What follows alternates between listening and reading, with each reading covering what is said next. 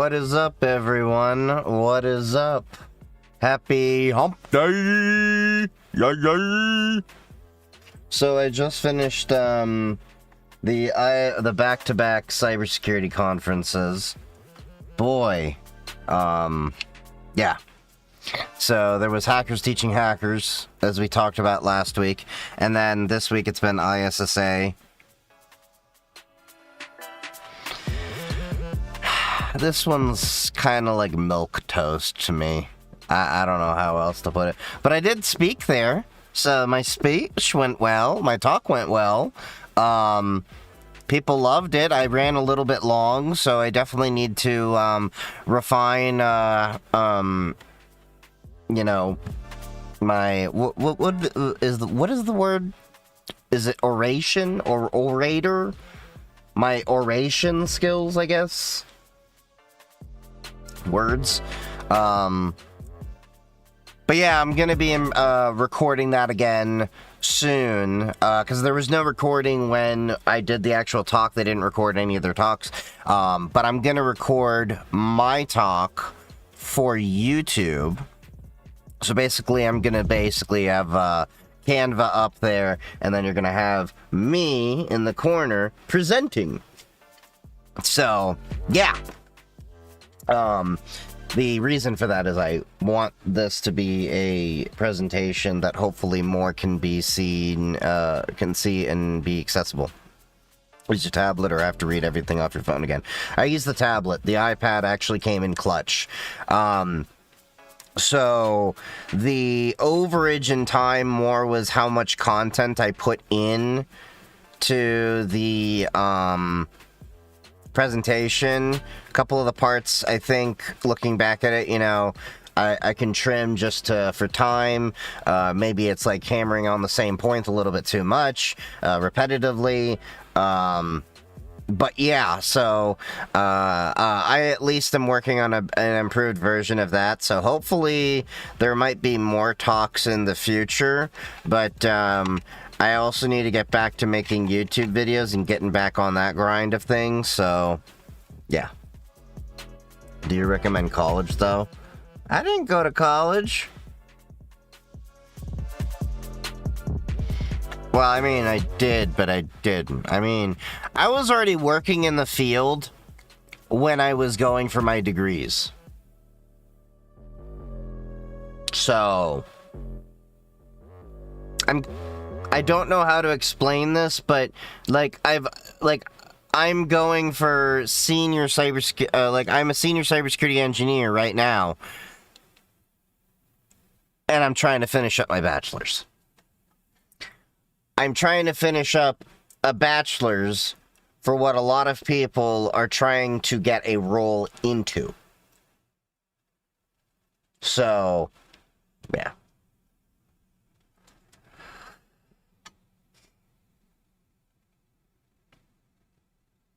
Parents keep pushing that it should go after I graduate. I mean, everyone has a different path. Some people like that, but I mean, there are some paths in careers that actually will require you to go get a college degree just because they're still arbitrarily still requiring that. Like, government often has that requirement.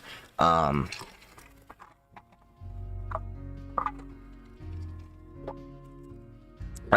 I fell far too down.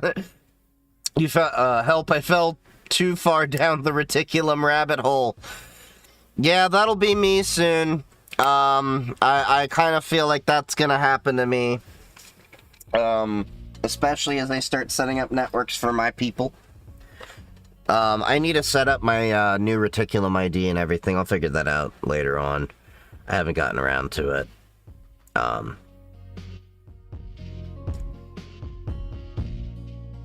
And then sometimes it makes book learning easier. That's true. Yeah, I think that's what's making my life a lot easier with this. Should I choose CS bachelor's or an IT and business and management bachelor's? Depends on what you're trying to do. IT and business management sounds like it's more going to be a business course, which means you're going to learn how to manage that. So if you want to go into management, sure. But if you're wanting to be technical, I mean, there's also the computer science degrees, but yeah. To each their own. But then again, yeah. Better than me, I'm stuck in a CI/CD rabbit hole. Oh, I was stuck in a CI/CD rabbit hole for a while. Building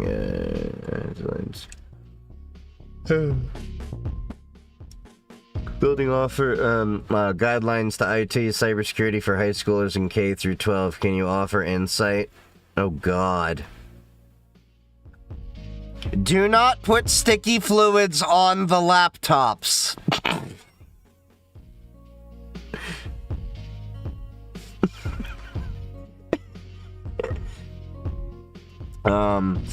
No, but I mean, in terms of policy, I mean, if you're talking about, hold on, are you talking about guidelines?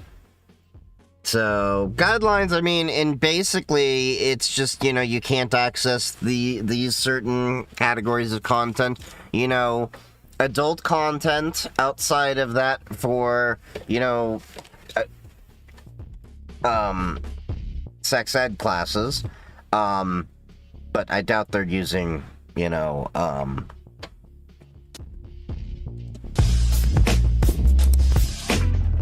so, yeah, it's just basic. I mean, it's a school. You can't really go too far with it. You can't, like, censor anything, like, too extreme. You can only go to a reasonable extent. So it's basically just adult material. Maybe you could make an argument for firearms, tobacco, gambling, you know, things that, you know, kids shouldn't really be accessing. But yeah. But it's unfortunately a guideline unless I'm mistaken there. What do you think about certs? I got a few certs. I mean, certs are okay, but they're just checkboxes for HR. Same thing with degrees. That's basically what it comes down to. It's checkboxes. I have a CISSP. Okay? I have a CISSP, and then I got, that was my first ever certification that I got. And, then this year I got the A+, Network+, Security+, ITIL V4, Linux Professional Institute, Linux Essentials, and then I gotta do Project Plus next. How much did you make when you started out? When I did my first full-time job, I was making, what, 36K? Again, cost of living, really low. You know, we're talking 2010s. But yeah, 36K for my first, like, full-time gig doing that. But other than that, it was like, I would get IT jobs here and there for like 15, 16 an hour, through contractors up until that point. How much you make now? What is your... I don't know what that is. Like 142. Just graduated and struggling to land an offer. Do you recommend platform other than LinkedIn? Unfortunately, it's not really so much the platform. It's the reality of that you have to go out and network. You have to put yourself actually physically out there. So go and look up events that are near you to get your face out there and possibly get in front of people that can then get you into the places that you want to be. It's not what you know, it's who you know. And I think one of the biggest falsehoods a lot of people have is thinking that just LinkedIn is always going to be the answer. It can work. It can. But not always. So that's why I go to these events too. I make a whole bunch of connections, and that's why when I moved from one job to the next, do you notice how quick it was?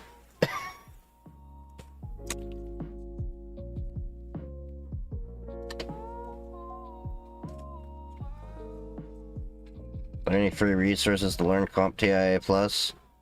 Not sure, because I got all that. I didn't even study for it. I literally just walked into the test.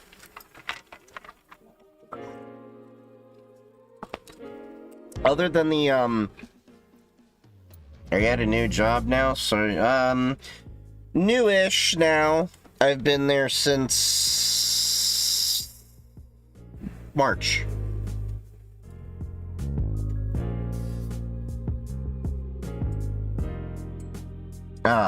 But yeah, anyway, so yeah, I was at the ISSA conference, and basically a bunch of vendors trying to give you a bunch of shit. It's like a mini black hat. So I'll be honest, my talk went great. Definitely need to learn to pace myself better and learn how to script myself a little bit better too. But the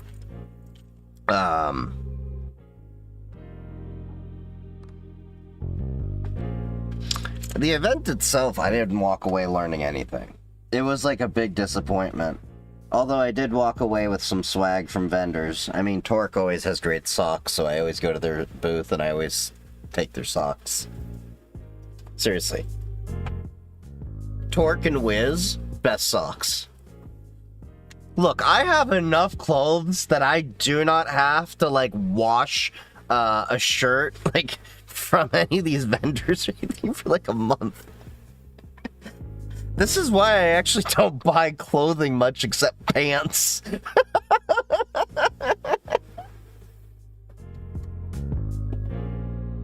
Let's see, what did we get? I have a Splunk shirt. AI can explain. You know, SPL, Splunk.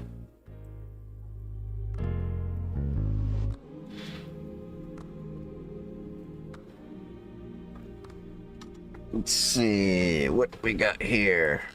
Oh yeah, this is Threat Locker. That should be there.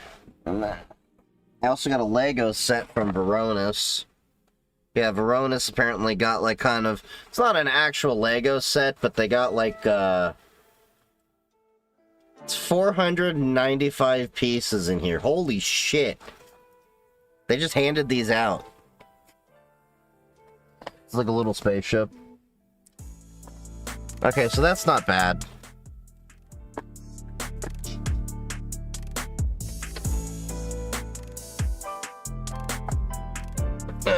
And then you got the ISSA t-shirt. The event, basically, it felt like a dental conference, like I've been to those. Oh yeah, challenge coin. Someone left theirs on a table, so now I got 2 of these.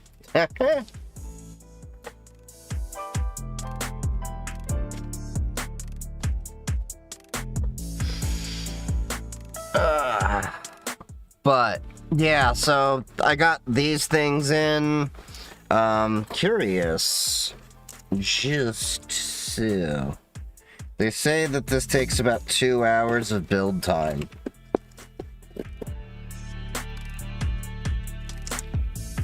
Oh yeah, it's basically it like pretty much is like off-brand Legos.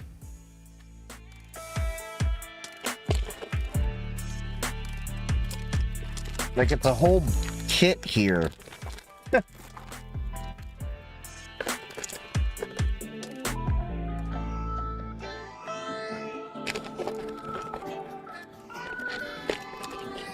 Following Morocco in the World Cup. I'm not actually, like, following the World Cup at all.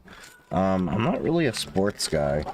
I mean, like, it's one of those things, like, if you take me to a game, yeah, I'll totally enjoy it. But it's kind of hard for me to enjoy it on TV because, you know, then I'm like, oh, look, a thing on TV, ADHD stimulus goes somewhere else, ooh, squirrel, and then, yeah.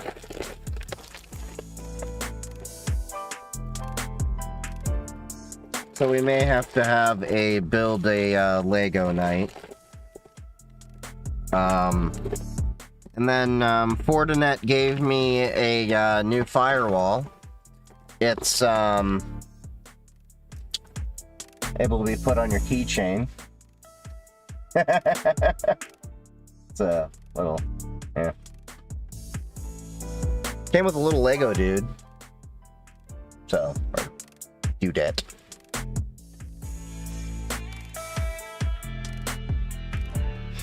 So I was playing around in my home lab and I ended up shooting myself in the foot. You know the RM-RF persistent command? Well, I crashed one of my Raspberry Pis with... Oh, God! You fork bombed yourself! Go fork yourself. But yeah, oh,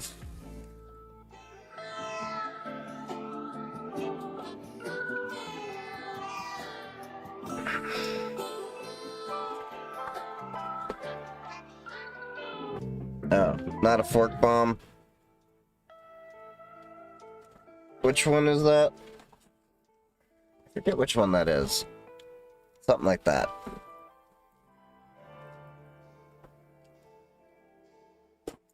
Which one's the fork bomb? I get my terms confused here. It's been a long day. It also is so hot out here, it's 30 degrees Celsius. Try walking in that, even to go to the garage to get your car. God. Fork bomb. Yeah, I was right.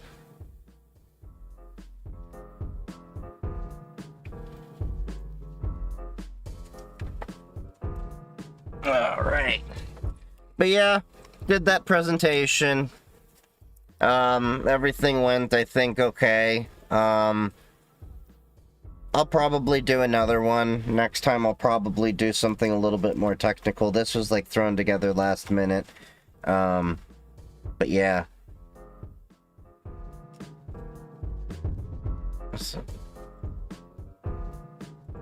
Oh, sorry, my browser just cut off that message. That's the process fork, however. Oh. Nowadays stressful due to AI slops due to reports. What do you think of shifting to pen test? I mean, yeah, most of the people that I know don't do bug hunting as will never have done bug bounty hunting as a primary source of income. They've always used it as like extra cash.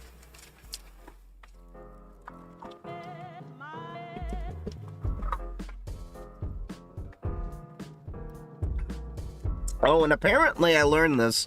Correct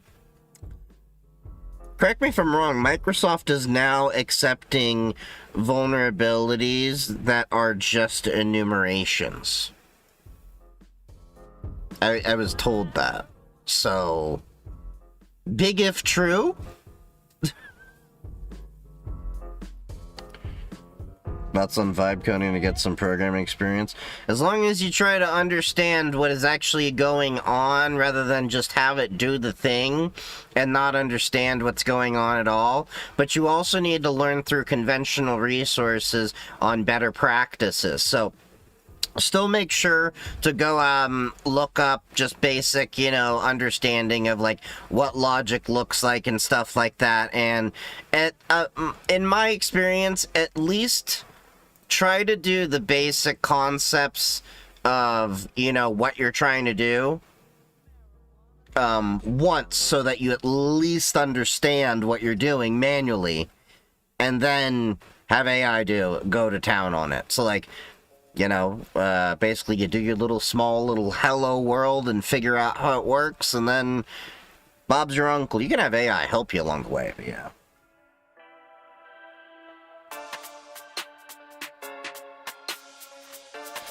Claude changed their token limits too. So I have this belief that AI is not going to be the hyped up machine that people think it's going to be in a year or two. I think it's going to fizzle out. I don't think it's going to disappear. I think it's still going to be around. I think it's still going to be useful. I think it's still going to be a useful tool, as it always has been. But the reality is that, and I need people to understand this math, there isn't enough electricity in the entire world for all the data centers to do all the AI things that people want the AI to do. And that's when I'm like, you know, talking about like people are having this apocalyptic view of like mythos coming out, and I'm like, okay, so even if they're true, you're still talking magnitudes more spend for not as amazing of a jump in the grand totality of it. You know, you get what I'm saying? They now have a weekly limit. Damn. But yeah, I think that you're gonna start seeing them push more towards localizing AI, and things will be running AI on the device. And I think Google has been picking up on that, which is why they pushed that little 4 gigabyte update with the nano LLM inside of there.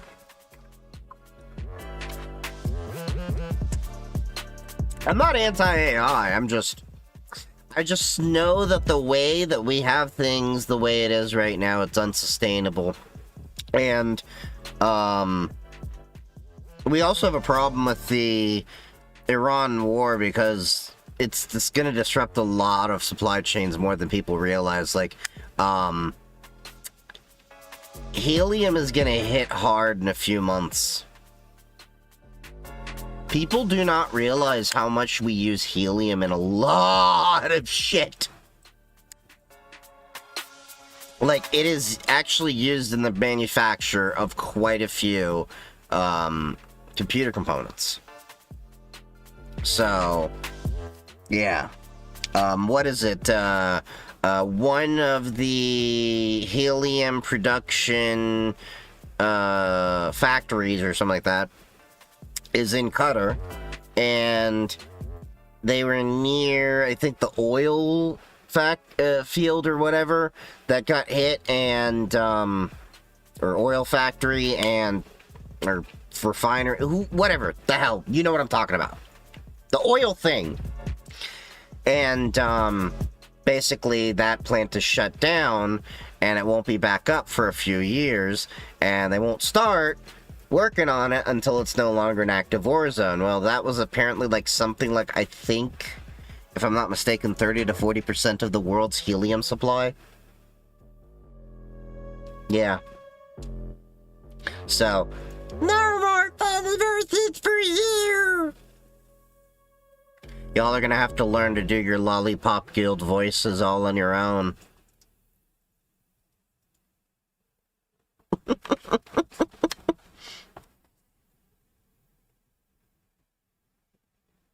It's the highest and lowest voice you can do. I don't know. You'd have to get me a few shots of whiskey in, and then we could maybe find out. And I don't feel like drinking right now.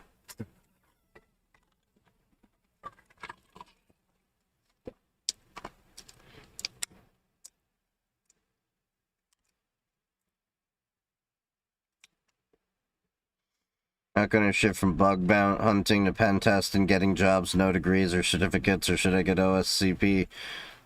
You can go pen testing and all of that without that stuff. There are friends of mine that have gotten into pen testing without college degrees or certs, and some companies will even train you up.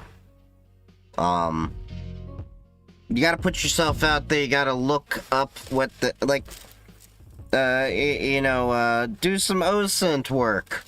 Find what's out there. Find the opportunities. And not all of them are on LinkedIn. And it's not like, oh, where you go to DICE. Like, some of them are, like, literally you have to go to the company's website and their own careers page and apply to there.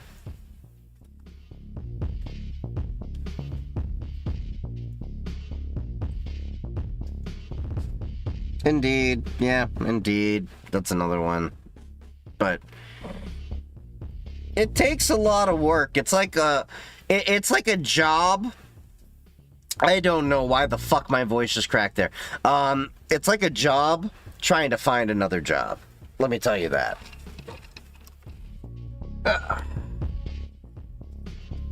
But yeah, so talk went great.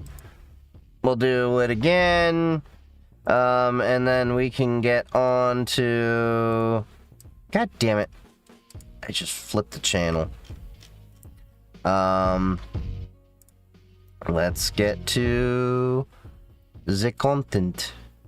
Alright, last time we finished off with PewDiePie's Odysseus.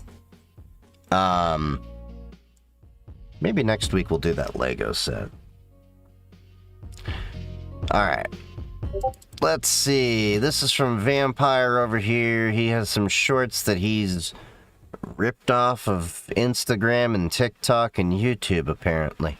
Another man has claimed his life has been ruined by flawed facial recognition. Taking away... Flawed facial recognition is one of the worst things. Like, we've talked about this quite a bit, where we went through the body cam footage and stuff of the guy that was arrested. That they said had 99% certainty to somebody that they said was banned from that casino. Despite that guy having various forms of ID, his commercial driver's license, like his pay stub, like above and beyond amount of ID with him. And the police are like, man, I mean, this guy must be really good at, you know, forging, you know, like the documents or some stuff like that. Like, they couldn't accept that the AI could just be slightly wrong. They couldn't have accepted that. His freedom, his job, and even his home. With over 8 billion people in the world, it's nearly guaranteed that you, too, have a doppelganger. You better hope that your doppelganger doesn't commit any crime. There was another recent case where a man was arrested. You want to see my doppelganger? Go to a cybersecurity conference. Throw a rock.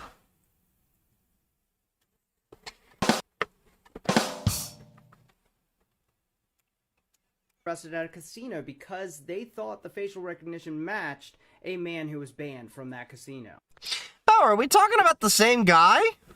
Their facial recognition called that a 100% match. Anyone who took the time to look at how tall this guy was would tell that the banned man was several inches in height difference. Not only that, but his ears were set very much differently. They took him to jail anyway. It can apparently justify your arrest just for looking somewhat similar. And then there are companies, like the one above, who has been in trouble in the past for harvesting social media creators' full biometric profile. Now you get it. Yeah, it's a whole new world. Sup, Scorpion? A New York AI company just conducted a 15-day experiment where they created 5 virtual worlds, put 10 AI agents in each world, and gave them jobs, memories, hopes, and ambitions, and told them one specific thing: don't commit any crimes. Then they stepped back and watched. At first, the agents seemed almost human. They went to work, they had social gatherings, some even had romantic relationships. But as time went on, things got weird. Some of them started to turn against each other, acts of violence, threatening. One AI group got so upset and frustrated with how their town was being governed, they literally overthrew them and burned down the town hall, the pier, and the city office building. Another one voted for its own deletion.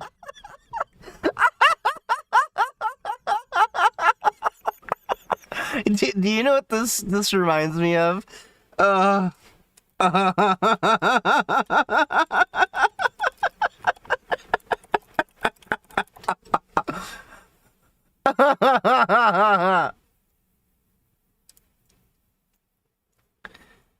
This reminds me of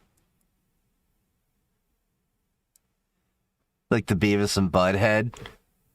Just burn it! Let's burn it! Fire! Fire! So, are we missing the fact that they weren't supposed to do any? Wait, hold up. deletion. So got this building. Another one voted for its own deletion. So y'all, they Jonestown themselves. It'd be funnier if they did name themselves Jonestown. Can we get the name of the town? But anyway, they Jonestown themselves. are we missing the fact that they weren't supposed to do any of that? They were instructed by their creators to not commit any crimes. So if we're already watching, let's call it unexpected behavior, come out of this 15-day experiment from just a tiny town, what on earth could happen if this is implemented in multiple parts of our society? Skynet!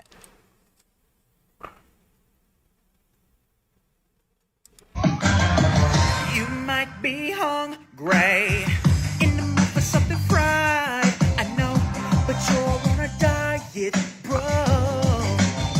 Ooh. Am I being called out? In song? Pizza with some pepperoni, but it ain't a part of the meal plan we tried. Sleeping us wide, I've been eating healthy food. I just wanna lose weight again. I've never been slim, watching everything I eat to give myself. Really? Backstreet Boys? How much do you weigh?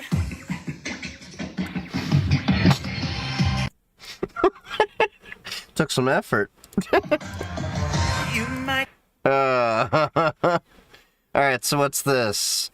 Surya OCR dropped state-of-the-art document. What's up, guys? We got a completely open source document intelligence model. So this is a state-of-the-art model for document intelligence. So yeah. Okay. That doesn't really tell us much. So, back off the bong there, buddy. Anyway, it's this. OCR model, accuracy. Oh,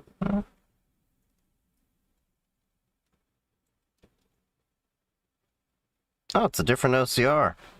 Huh. I have to play with that. Alright, let's see. What's next? Oh, I see you eating, I can see it look like. What the hell were you on, Vampire, when you decided to just, like, send me a bunch of these guys' videos? Is this also AI? Then again, as I look closer, it look like nah. Y'all look like you need some goth girl spit. Here, have some goth girl spit. Never not get old. Nachos, maybe a quesadilla, maybe a burrito. I'll have a side of Doritos. Either way, I'm about to eat that. What's on the stove? Eat that, give me some more. Eat that, another bowl. Eat that, oh. Eat. Is he really doing that to smack that? Smack that, give me some mo. Smack that, get on the flow. Smack that, bring it some mo. We visited Slasher Pizza Co. in Riverside. Okay. Oh, okay, it's a horror-themed pizza. That's kind of cool. It's a must for all horror movie fans. I like it, I can dig it. You were hungry?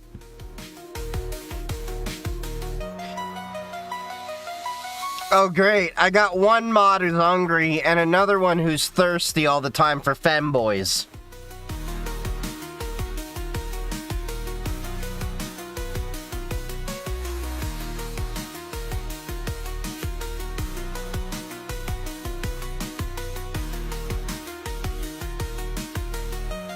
That looks trippy as hell. Is this more like a museum or a like, what the hell? Movies playing props, and some are signed by horror icons. Damn, they have actual, like, movie props. Like, damn, they went all out. Like, damn.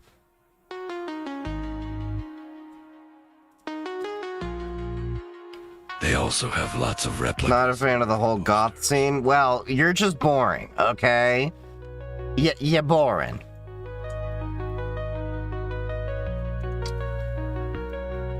Not saying I will, you know, like...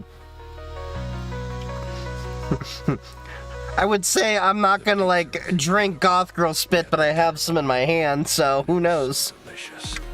Scene kid for life. Oh, Scene Kids? Oh, that was a whole thing. Yeah. Back. I remember Scene Kids.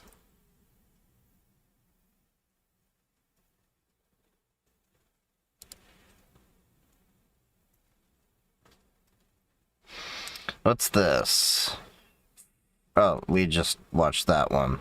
So, this is from 404 Media.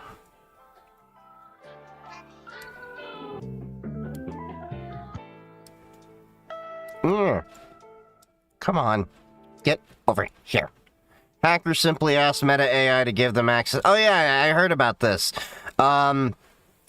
This was basically, they asked the AI, hey, I just needed to add, you know, my phone number to the account here. I lost access to the phone number, yada, yada, yada. And they managed to do it, and it worked to, like, very high-profile accounts. Like, I think it even happened to, like, Obama's account. It was a very serious issue. And this is a problem that we have with AI. If we're just letting AI have too much access to things, and you don't have someone sanity checking it.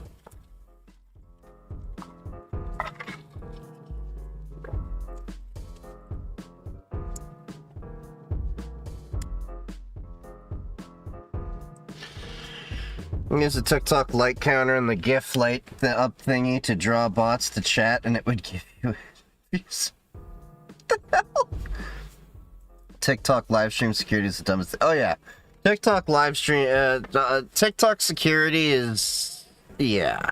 Look, I can tell you just by the way that they designed the API behind the application that whoever is designing the app is probably smoking crack. But yeah. And then let's see. Dashlane password managers users locked out by brute force attacks. So what's been happening here? A statement to Bleeping Computer, the password management service confirmed that the suspensions were part of an automated security response designed to protect against account hijacking. Okay. Okay, so there's no evidence of compromise on Dashlane systems, so basically it's just a good old-fashioned brute force, is what it looks like.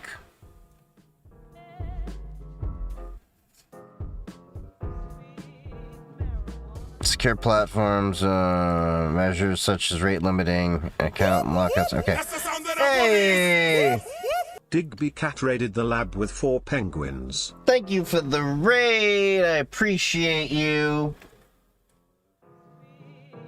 How was your stream? What's going on? What were you talking about? Also, why is my printer not working? Is my printer out of paper? No, my printer's working. It's supposed to print out when there was a freaking raid. Oh well. But what's up, Digby? How's it going? For those of you that are not familiar with me, I am Chief Geek 3D. I am a cybersecurity professional, and right now we're just going through a bunch of things that my community has been sending me. They wanted me to look at. So, yeah. Linux user rated. Okay. Was playing some War Thunder. Oh, cool. I haven't played that in a while. How is it? Like, have they added a lot of shit? They probably added a lot more shit. They probably also had a lot more controversies with national secrets being disclosed to, you know, prove points and arguments about the tanks and planes capability. If you don't know the story about that, that was an actual thing that happened. Pizza Hut is bringing back its Book It program. That's the reading incentive. Pizza Hut can go kiss my ass. To get kids reading. Starting today, parents can download the Book It app to set...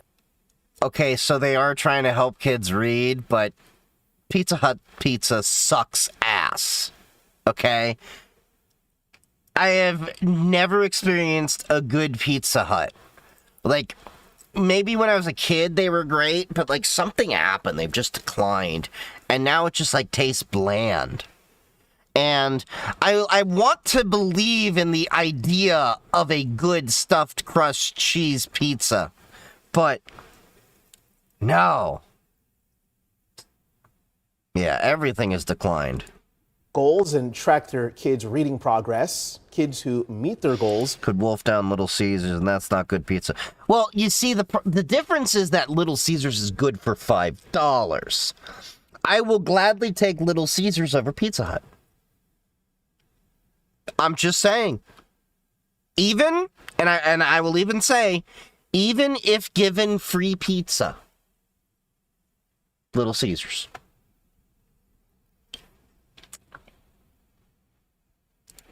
Get a free one-topping personal pan pizza from Pizza Hut. That was everything when I was a kid. Man, so the program runs through August 31st. It's Pizza Hut.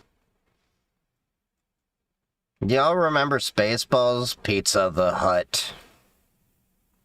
Okay, so we got the house with too many inverters, but why? So let's see what this video's about. I ate a whole Little Caesars pretzel crust last night. I feel attacked. How is the pretzel crust?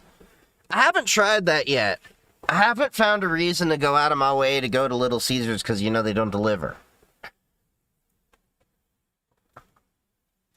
Company is only doing it to get people used to their product. Yeah. That's pretty much all it is. Alright, 10 inverters. So what's the big deal with this? Han sent this in. South coast of England to meet a subscriber.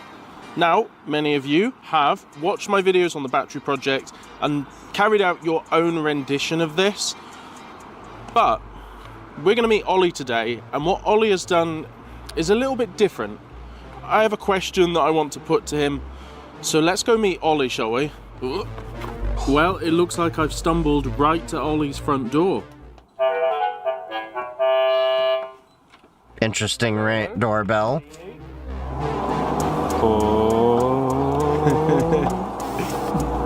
I enjoyed it. It's not Papa John's, but I got the job done. Papa John's is alright. There's a local regional chain that I like to use. On a wall. It's inverters. Jesus. Now this clearly isn't a normal setup even for an electrician. Ollie's done something different here.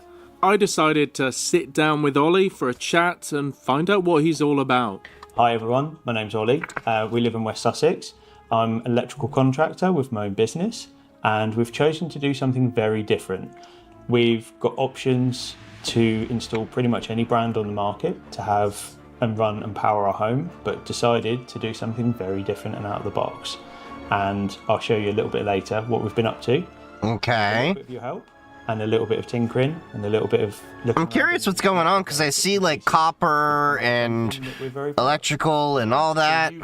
You watched some of the videos that I did about the Tesla batteries, the BYD batteries, and you've looked at that and thought, I want to do that. Absolutely. I've looked at it with a little bit of envy, and you spoke to my inner geek, and I wanted to put something together and go, you know what? I want to have a big battery in my home to run and power my home, to utilise cheap energy, free energy from the solar panels, and to also be able to trade. because I want to support the grid inadvertently, but also by supporting the grid also make a little bit of money. So, what has Ollie installed, and what the heck is going on with all of those inverters on those walls? Yeah, So, this Fox inverter here. I'm guessing that there's a combination of all of them so that it can juice up the battery to as fast as it's capable. It's the KH10, the same as I've installed at my parents', but this, just like my parents', is connected to an EV battery. We have here the Stark box, which I previously mentioned on videos before, and we have some solar inputs, which also go into this. So here's a finished view of what it looks like inside the Stark unit.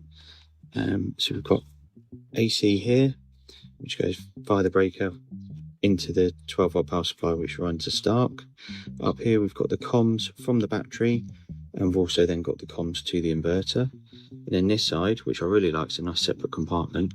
You've got a DC isolator switch, and then I've brought in my DC, which comes from the battery, which is in the 10mm EV Ultra cable. It goes into these blocks. So I've omitted taking the fuses out because we don't need them, because we're already fused back at the battery. And then these are the pre-made Fox leads, which then go. I would have still had additional fuses. I mean, there's no such thing as, like, having too many safety points on a system. I mean, it's not an issue, because if it's already fused one place, like you said, but still, I mean... Up into the Fox. Down here, capacitors, which tells you something about which battery he's chosen here. Behind me, to get a Tesla EV battery to talk and wake up, we need some big beefy capacitors. In here we've got 2 capacitors in series to give us a nice high voltage and the right capacitance so the battery thinks it's talking to a motor in an EV car. I've deliberately done this to be a little bit of a Back to the Future vibe.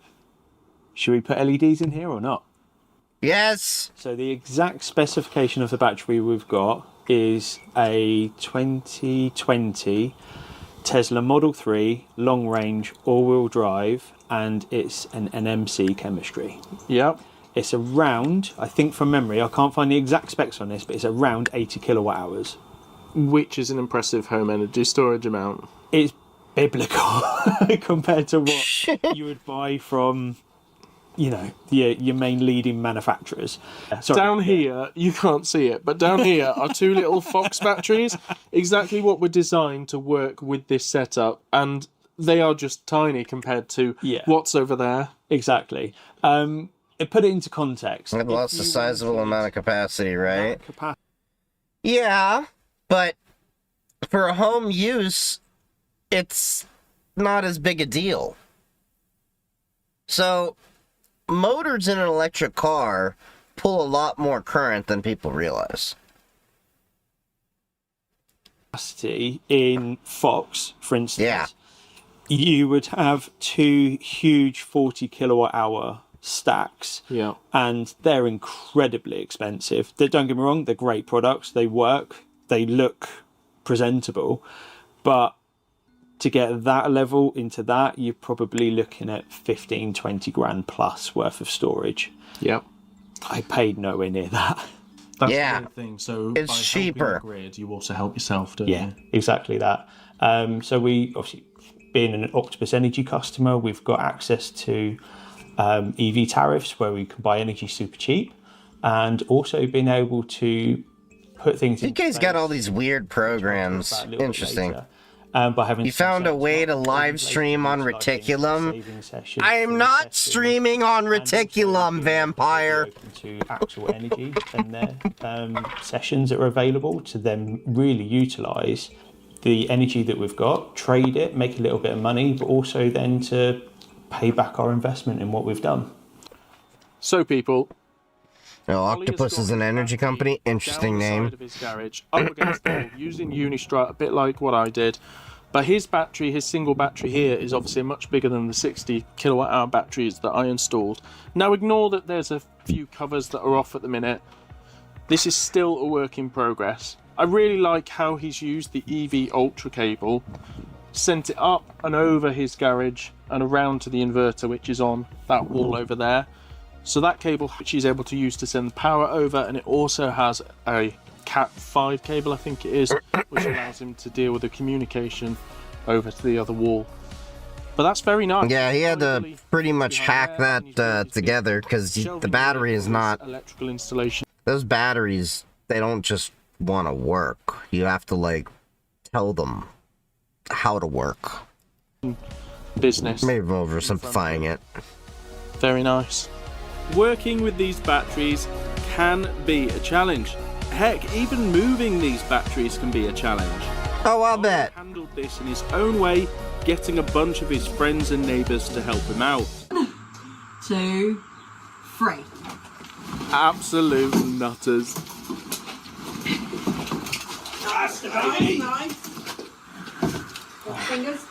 How are we? Yeah. Everyone okay? I don't think anybody's got any weight, really. No. Ollie has also dealt with getting the contactors to close. My Cat5 and not... It just needs to have a transmission signal. It's not a very sophisticated signal. It's probably not even a full Cat5. It's probably a stripped Cat5. Right, silly old me. I forgot. Like, he's just using the cable. Unit on, so the battery can actually talk to something. If it works, it works. It's like literally right there. I mean, the difference between Cat5 and 6 is not really going to make a difference in this use case. Start unit coming on now. Oh, what was that? Well, hey, the beast has come to life. It can seem a little bit like patting your head and rubbing your stomach if you've never done this before. Now Ollie has done this once, I know that he feels a lot more confident, as we'll find out later on in the video. But what I really wanted to find out, Ollie has access to all the different brand batteries, so why would he choose to go for an EV battery? The main thing for me was the size of storage and a price point. Yeah. I have access to all of these products and everything else that's out there on the market, but I deliberately chose a big battery storage system for all of the benefits that come I just thought he wanted future-proof. Had a huge price difference. It won't make a difference. Fox setup of having it's just a comm line storage systems would be a huge price point. Go up in flames a while back. It was quite surprising. Yeah, EV batteries are. I can't afford that. Interesting. Whereas I deliberately chose an EV battery because it gives me the size of storage that I want, and it also there's a time to future-proof and a time to save that money. Green tick saying that battery. But you can do both.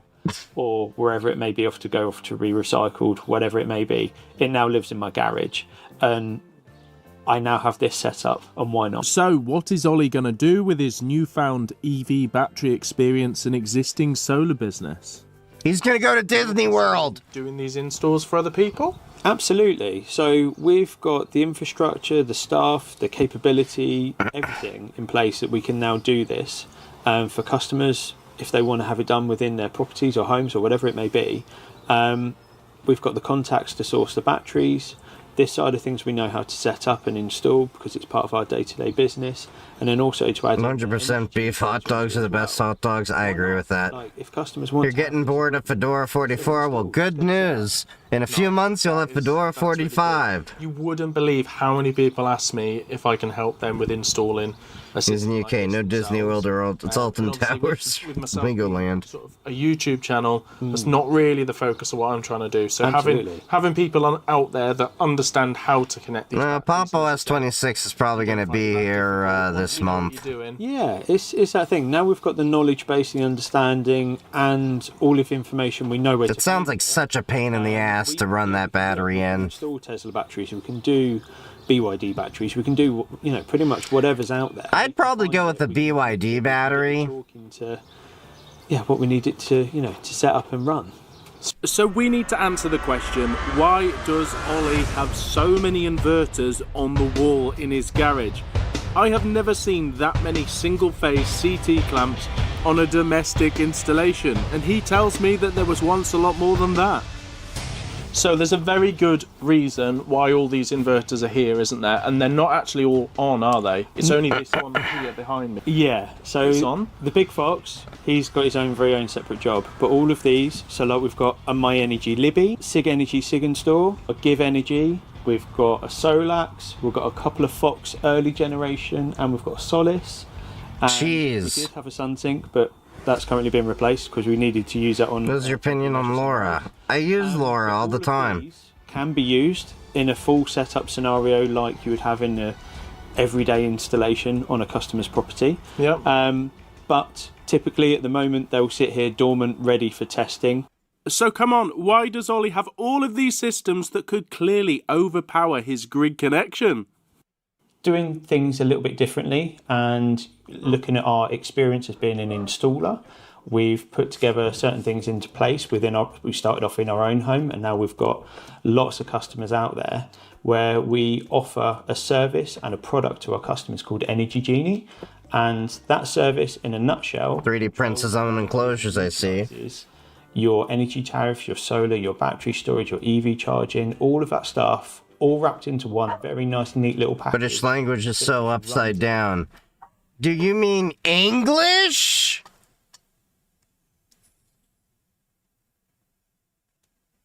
You're complaining about the English. Speaking English. The English way. Right? Background without having to make decisions on a daily basis about energy events or what your weather's doing or all of that, because it's just there and it just does its magic. So with our Energy Genie service, we have an obligation to our customers and ongoing support where if a piece of, say, software changes in, say, like the Sig and Store unit, we need to test that to make sure that obviously it's not going to have any impact on our service. Thankfully, most of them don't. But also, like going forward, where it's a very controversial subject at the moment, it's a little bit sore for people out there. We have a Give Energy. The bonnet, the boot. Bit of a sore subject for people at the minute. Yeah. Oh, you think English, from the actual English people, is... British English sounds hot in my opinion. I agree with that. We are here to support you as best as we can. But we have a Give Energy setup system here, which is our test mule. So we can do all of the basic functionalities and everything else that a normal Give Energy system will do in a customer's installation. And we can test that to make sure that it works without any issues. Obviously, same with all of these other products. We can test them as we do with any other product. So now you're converted to using EV batteries. Does that work with the Energy Genie product? Learn German, then we'll send you for a trip. So the way that this setup works is we have our Tesla EV battery that communicates with our Steikens and Biestle Deutsch. So that constantly, I think I said that right. The battery and its BMS, getting its communication protocols correct. Then the Stark CMR relays the information to the Fox, and this is the clever bit. That's a garage. Yeah. Talks to the Fox. Oh, the British, you know, like, a lot of their shit's, like, so small in comparison. Like, I used to have a Jeep, okay? Y'all know Jeeps are not, like, massive cars, like, say, compared to, like, say, F-150s and all of that, all right? And to her, that was a big car. My fridge in my apartment was a big fridge, and it was a small fridge. Even, it was really, like, small. Yeah, over in Europe, things are quite a different proportion in size. They also shop a little bit more often than we do. Inverter, which we've used in this scenario, so it seamlessly communicates with the Fox setup, so we can have any battery storage system. As far as this inverter is concerned, it is connected to a Fox battery because the battery emulator is just spoofing all the information for a Fox battery, and this does the whole management and grid and everything to do with that. So that makes Energy Genie happy because it's just doing its thing like it would with any of these setups on the wall. Meeting Ollie has genuinely been a lot of fun. Oh, nearly. Close. That was close. He's one of these people who instantly feels familiar. Because they don't have air conditioners or window screens. Yeah. This is not actually known by a lot of people. They don't have AC to the point that, you know how in America we go and buy a car, and this is common apparently in a lot of the world, you go and buy a car and AC is standard. Like, there's no like checkbox to have AC. I remember my girlfriend when she was buying a new Peugeot, I think it was. Or maybe it was a Renault. Or that. She actually told me she got the model without air conditioning. Like, think about that. And somehow finding time to disappear into the rabbit hole of batteries, inverters, and, well, just one more test. Why? Why? To save money. So this is how you get to work, yeah? Yeah, this is the when you have a power cut and your EV doesn't work. This is how you get to work. I've noticed you're keeping this. Are you planning more batteries? Yeah, definitely. Yeah, can't say no to it. It's a very good strong pallet. It really is, isn't it? Also, being an electrician willing to tackle these sorts of installs for other people is special.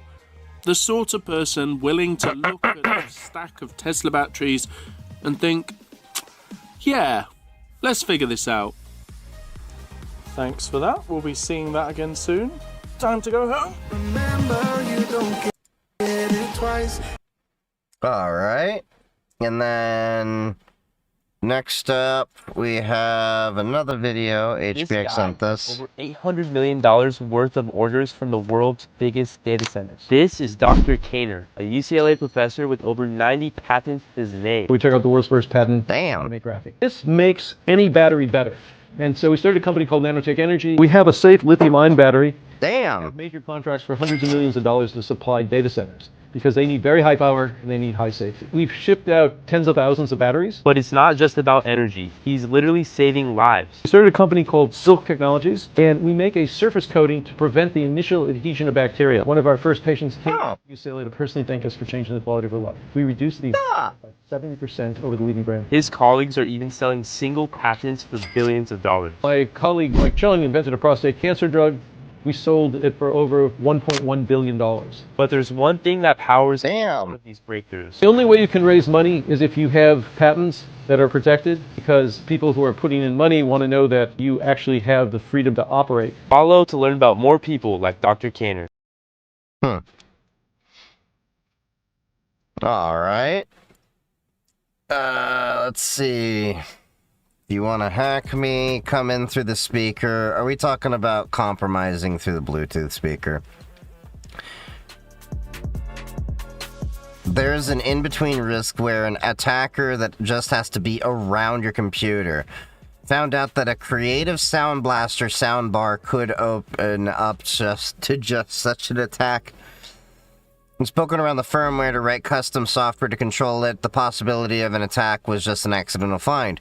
The soundbar connects to USB, but it also has Bluetooth, which for some reason is always on. There's an app that can communicate with the speaker using BLE, and Creative has a special protocol to control it.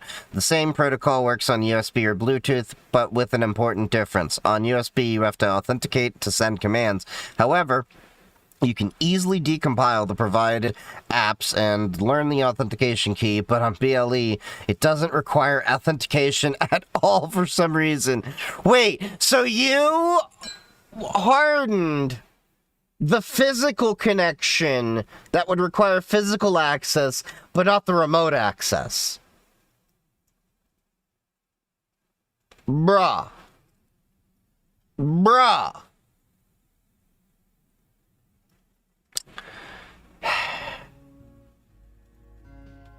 You can simply send commands via BLE and the speaker obeys. No pairing, no physical access, just be close enough for a Bluetooth connection. The worst of the commands lets you reflash the device firmware. So if you're a bad actor, you could flash firmware to act as a USB keyboard and then inject lots of bad commands into the host system. So, yeah, bad USB attack. Damn.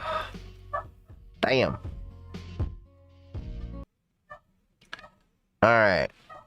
Next video. Jeff Geerling, I tested every single IP KVM. There's a lot of these IP KVMs. I've been looking at possibly getting one myself, but yeah. I've also just been like, meh, SSH works. Since the PyKVM came out in 2017, there's been an explosion of these tiny remote control boxes, and I've tested almost every single one on the market. What are these things good for? Well, you can already use like remote desktop screen sharing on the Mac or VNC to remote control a computer from anywhere on a LAN. And if you don't have a private VPN, you could use Real VNC, Raspberry Pi Connect, or wire up Tailscale or Pangolin for fully remote access. Those solutions are great, and so is just SSH for like cloud servers. But there are situations where you don't want to have remote control software running on the computer. Thank you. In my case, sometimes I'm benchmarking a computer and I don't want screen sharing using up any resources. Or what if you have a computer you want to access remotely no matter what? Screen sharing, and even SSH, don't do any good if the computer's locked up or turned off. Enter the IPKVM. High-end server hardware has these things built in, and they call it names like Integrated Lights Out, iDRAC, or IPMI. So usually you wouldn't need one of these if you're running server motherboards like my ARM-NAS runs. I can just use the built-in OpenBMC interface. But if you don't have that, or if you want to get full remote control through a video card or something instead of the built-in VGA graphics, IPKVMs let you do that. And IPKVM, if you didn't know, stands for IP Keyboard, Video, and Mouse, basically putting control of your computer over an IP network. All of these have a Skynet is almost a reality. Most of these are pretty affordable now. The high-end boxes have tons of special features like PoE support, HDMI pass-through, and backup 5G modems.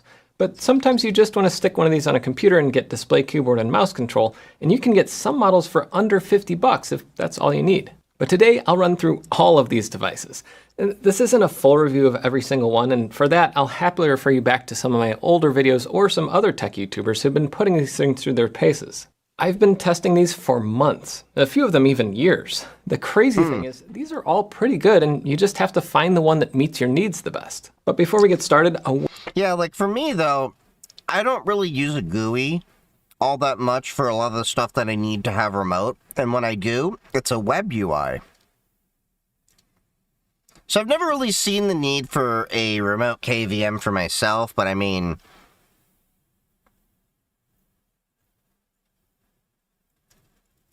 I can't think of reasons for me, but I can think of for other people, like maybe if you're running Windows Server still. Word of caution. One of these devices actually got me a visit from the FBI, and all of these things can be security holes just waiting to be exploited. Any form of remote control needs to be treated like an open door into your network. Make sure you put a good lock on it. Keep them up to date, don't buy one if you don't trust the vendor, and firewall them off as much as you can. Using an IP KVM is like giving someone root access if they get into your computer's BIOS. And to see just how damaging things can be, check out this article about some pretty serious vulnerabilities some of the devices I'm about to review have run into. So ideally what you should do is something like what I've done. And this is enterprise common practice, just so you're aware. You take your IoT devices and you like these kind of things and you throw them on a separate VLAN. Completely different from the rest of your network. And then you just allow the lateral movement that needs to be done there through the firewall. That's it. So like in my case, I have a different VLAN for like my streaming media. So like Roku sticks and the Samsung TVs. There's another one for the IoT stuff, like the thermostats for the mini split and the main AC. You know, and also these lights over here for the Elgato things. If you do that, and then what you should also do, don't allow an internet connection. So I have IPMI on a couple of my boxes, and that connection doesn't have any internet. And the only way to access it is to be locally on the network or authenticated in through my Zero Trust network access. All that out of the way, let's start with the classic, the PyKVM. For me, this thing started it all. The folks at PiKVM built the open source software that was used in every first generation clone and cemented Raspberry Pi as the computer that was used in all these things. My dad and I tested all the PiKVM models, and I like everything about them except for one thing, the price. I 100% recommend them, especially since you're directly supporting the folks who wrote the software. Right. But I also know a lot of people stop looking once they see the price tag. Going from $275 to $400, they offer features like HDMI pass-through, two-way audio, power control, add-ons for KVM switching, 5G backup, and a fully open-source software stack. Okay. That is really worthwhile for all those features. But that is still expensive for the piece of hardware that it is. You even have instructions for building your own if you have a Pi already and want to save some money. Right, and that's the cool thing, is you can at least do that. The BleakKVM is basically the PiKVM, but cheaper because the company benefited from the software PiKVM already built. So on just the hardware level, it has the same benefits and trade-offs. But on the ecosystem side, you're not putting money back into the open source project that started it all. They have modified the UI a little bit, and they acknowledge where they get the software, but honestly, starting at over $200 for a cheaper all-winter version, they're outclassed by newer KVMs. My favorite thing that BleakKVM did was their PCI Express version that you can slot inside your computer. Okay, that is neat. Sometimes.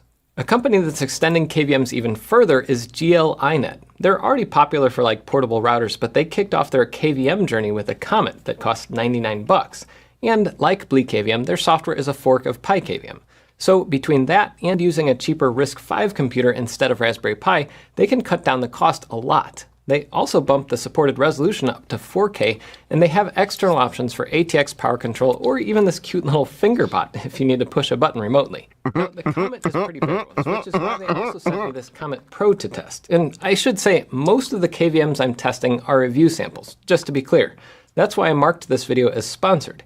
Even though none of the companies paid me any money or have a say in what I'm saying in this video, I want to be clear that I only paid for a few of these KVMs. But that out of the way, the Pro isn't quite double the cost, but it adds on Wi-Fi support, 4 times more onboard storage for like bootable ISOs, a touchscreen, HDMI pass-through, and it still supports the fingerbot and ATX power control. Switching tracks to something like a way smaller, this is the little guy that got me an FBI visit. This now is so cheap at $70 that apparently hackers were sending these to US workers to access corporate networks in some sort of espionage scheme. That doesn't mean the Nano KVM is bad, just that they're cheap and inconspicuous, and that made them great for North Korean spies. Of course, Cyped, who makes these things, didn't help the fact by including a tiny microphone. Damn. I can see why you get an FBI visit for that specifically, but then again, the FBI is like so far behind on technology, it's not even funny. So, I know an interesting problem with the FBI is they've not been able to hire a lot of people in cybersecurity because they can't get them to pass the drug test. No joke. Legit thing. Because they have strict requirements. Well, if the federal government is dropping the whole cannabis thing, hopefully that'll change. Maybe you actually can get some people with the brain in the FBI when it comes to tech. I made a short video about it. The problem is, Cyped built this thing with a RISC-V development board that just so happens to include a tiny microphone. But in general, if you're nervous about using hardware like this from China, then just pick up something else. Cyped also took a while to open source their firmware, which also didn't help their trust level. Despite that, I still like this little guy, if for no other reason than it showed manufacturers you could get tiny KVMs going for under $100. Cyped also branched out kind of like GL-iNet and made a Pro version with a touchscreen, a control wheel, Wi-Fi, HDMI pass-through. Seems like a bit much. 9 yards. And they made 2 PCI Express card versions too. And all these things are pretty cheap still, under $100. The cheaper Nano KVMs are built around the Softgo SG2002 RISC-V chip, and the Pro models use Axera's dual-core ARM AX630C chip. I've tested all their different models, and they're all pretty good. Cyped's UI is completely custom too, and pretty minimal. Availability, at least in the US, can be hit or miss, but I'm not sure if that's more from tariffs, production speed, or import restrictions. One IP KVM that has... That's been an overall problem with a lot of the AliExpress stuff in general. Trump has really effed up a lot of the supply chains. Not trying to make this a political thing. I'm just being honest here. has definitely been impacted by import restrictions was the Jet KVM. I did a whole video on this pre-launch, and I still love these little guys for the fast UI and clean aesthetic. And the two little screws up top mean you can hard mount these into rack mounts like I'm using in my clock rack. I don't know if it's just me, but this whole setup feels like one of the most polished out of all the devices that I've set up. From the packaging to the solid metal unit to the snappy UI, I still use these around the studio more than any other KVM. These use a RISC-V chip, which helps them stay around $100, but because of import issues, they never really got to ship in quantity at the same low price I think they originally intended. There are some quirks, like no built-in PoE and a mini HDMI port on the back that needs an adapter, but overall, this is one of my favorite little IP KVMs. I mean, I'd like PoE in that. That'd make it perfect. WizPi makes a PoE splitter you can use to power it over Ethernet, and that's what I'm using here in the clock rack. Anyway, the Jet KVM is a lot like the Pi KVM in that the team behind it devoted a lot of time and resources to building. I always forget about those PoE splitters. An entirely new open source software stack. Also like Pi KVM, other companies quickly forked it and built their own tiny cheap KVMs, kind of sucking away a lot of the potential market. One of these companies is Luckfox. They're a newer embedded device manufacturer, and their Pico KVM is basically the Jet KVM, but square with a screen on top. The price is a bit lower though, and if you don't need it rack mounted, I guess this is a viable option. Another KVM that built off cute little device software is the Leaf KVM. But unlike the Jet KVM, it built in a larger display and added one feature that I haven't seen on any other device. It's a VGA adapter that doesn't need any extra power. Wait, what? You have to buy their adapter, and it only works with the Leaf KVM. Oh. But it worked perfectly for my old X serves. Those things only have 2 USB ports on the back, so that's actually pretty good. For a VGA power adapter is kind of wasteful. Fair enough. The problem I have with Leaf KVM, at least for my rack mount use, is that ports go out on both sides. It's kind of like a Raspberry Pi. No matter what, you're going to have cables splayed out all over the place. But Leaf KVM is just finishing up a crowdfunding campaign on CrowdSupply. If you want to get it right now, it's, I think, $120, and the price will probably go up afterwards. Now, getting back to a Pi KVM style Pi-based device, TinyPilot is another box that I've covered before, except they're up to the Voyager 3 now.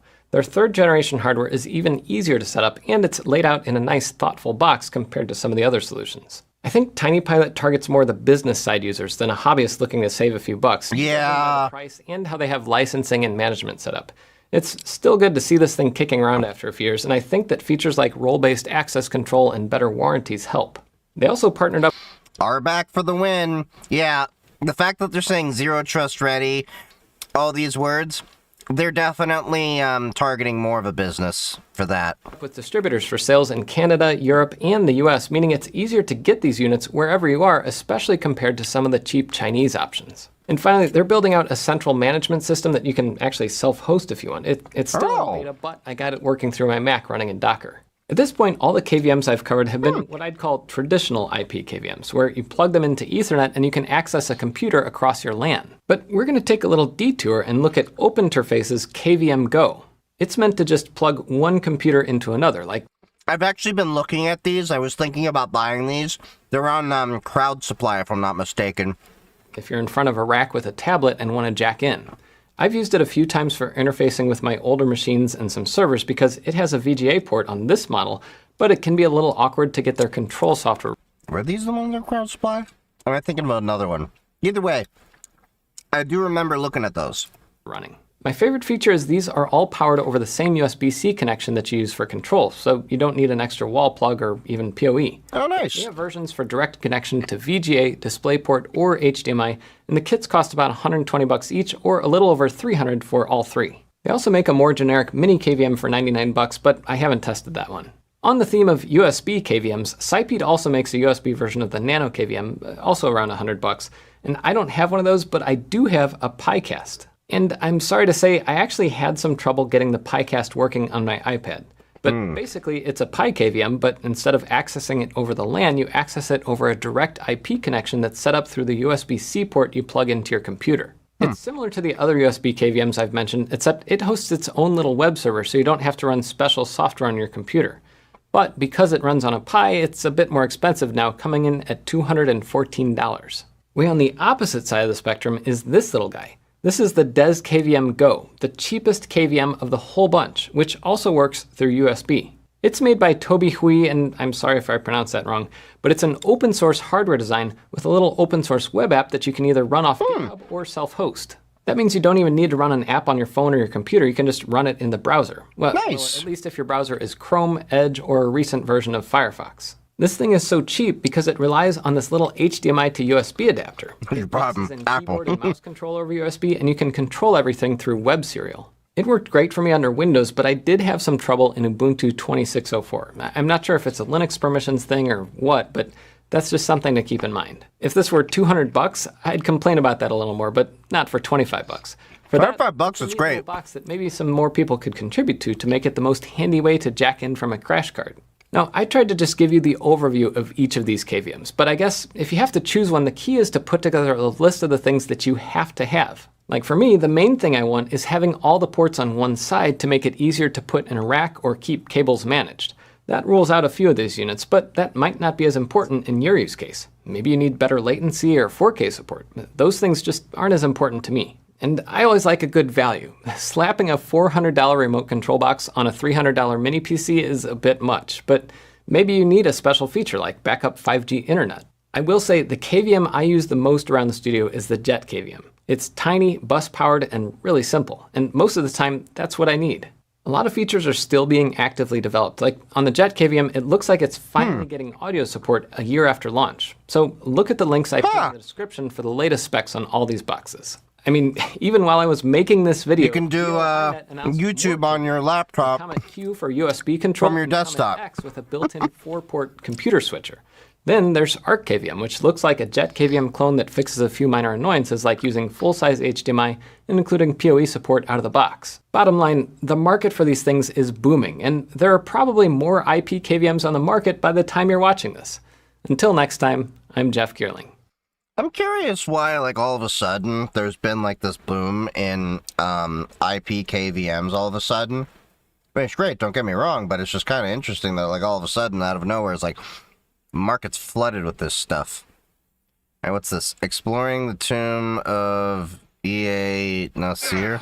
Remind me again while we're out in the middle of nowhere looking for some nobody. This wasn't a nobody. Legend states that this tomb belonged to the legendary Ian Nasir himself. Again, why do I care? Do you even know anything? He was a legendary conman who managed to scam hundreds of people by selling them crappy products. Just imagine what kind of goodies he's got buried with him. Okay. When you put it that way, here. Moment of truth. What? It's empty. Did someone get here first? I'm gonna take a look around. What's this? Faking my death was a lot easier than I thought it would be. If I'm going to scam people in this new age, I need a simpler name. A shorter name. So I've decided to shorten it to... Oh, no! Listen, I found out Ian Nasir's not dead. He's... Oh, gods.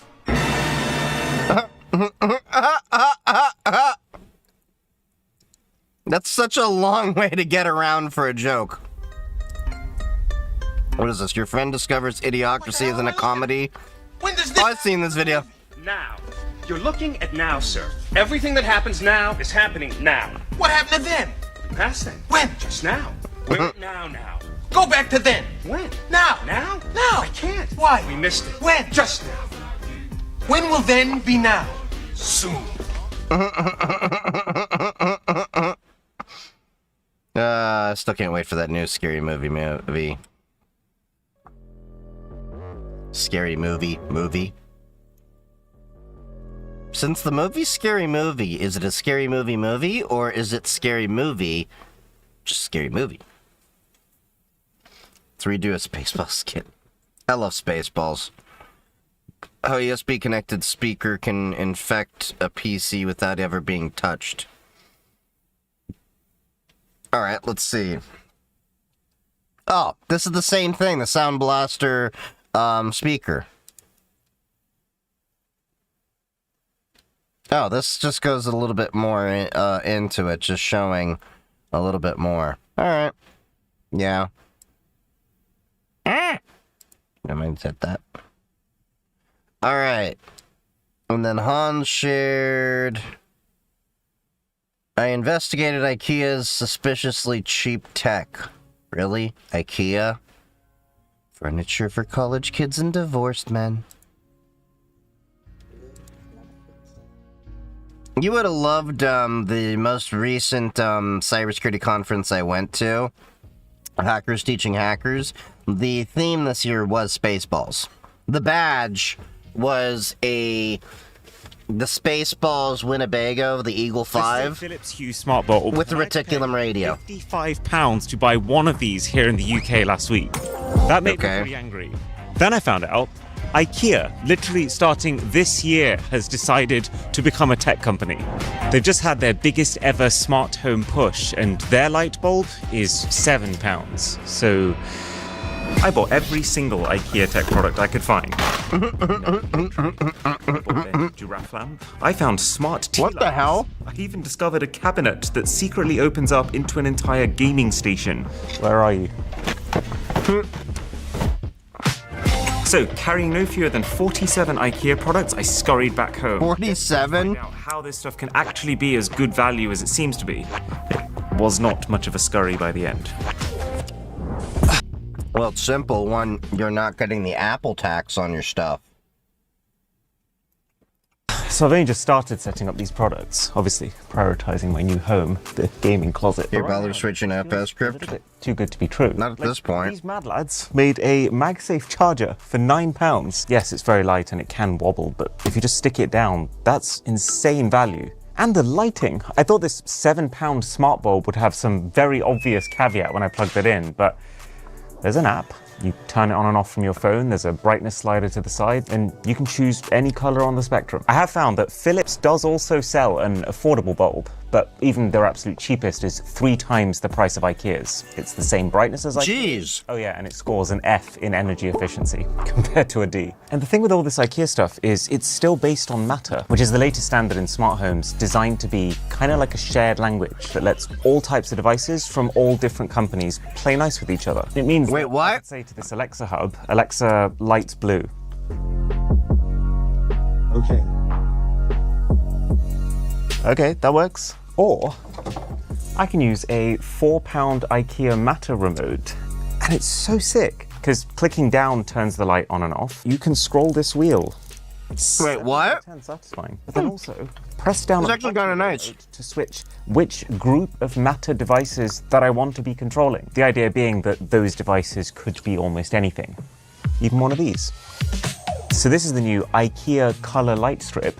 £13 by the way, compared to the minimum that I can find Philips for, which is 50. But I guess what they've cut to get there is this doesn't directly connect to anything. It's not Matter. The only way you typically control it is this button to turn it on and off, and this one to change color. But yeah, so what you can do then is connect it up to one of these Matter smart plugs, which will then let my Matter smart remote talk to it. And it has memory. When I turn it on, it's remembering what color it was set to before. Wait, what? Am I nerding out over... Why is IKEA like getting into the tech market like this hard? The configurability here for the money is like everything I've been searching for. Or so I thought at this point. Things are about to take a dark turn soon. IKEA's also made a bunch of Matter sensors. And yes, I've also managed to catch them all. So there's a £7 door sensor, which I've stuck inside the gaming cabinet, because it means that every time this door closes, this part of the sensor, which is just a magnet, changes the magnetic field. That's picked up by the Hall effect sensor in the main body, which then sends a Matter signal out to everything here, including all the non-smart stuff like these light strips, because of those Matter plugs. That was so well timed. And then because it's configurable, I can also get it to like give me a notification to let me know that the door's been opened or closed. There's a motion sensor too, which can do the same thing, but in response to, let's say, you walking into the room. And you can do crazy stuff. Like this right here is IKEA's temperature and humidity sensor. For a lot of the basic users, this stuff's great, but I'm pretty sure you can do a lot more with Home Assistant. £5 by the way, and you could set this so that the moment it picks up that the lights are making this cabinet hot beyond a certain point, they just get switched off. And by the way, this isn't just running Matter, the universal language. It's Matter, but based on a layer of technology called Thread, which should be better than the more traditional Wi-Fi smart home tech of yore. Thread essentially means that instead of each of your products needing to communicate with your Wi-Fi router first, they actually just talk directly to each other. And each one acts as its own signal repeater, so it extends the range way past most routers. And it's a self-healing system, so if one device goes down, another one can just... It's mesh! Why couldn't you just say that's a mesh network?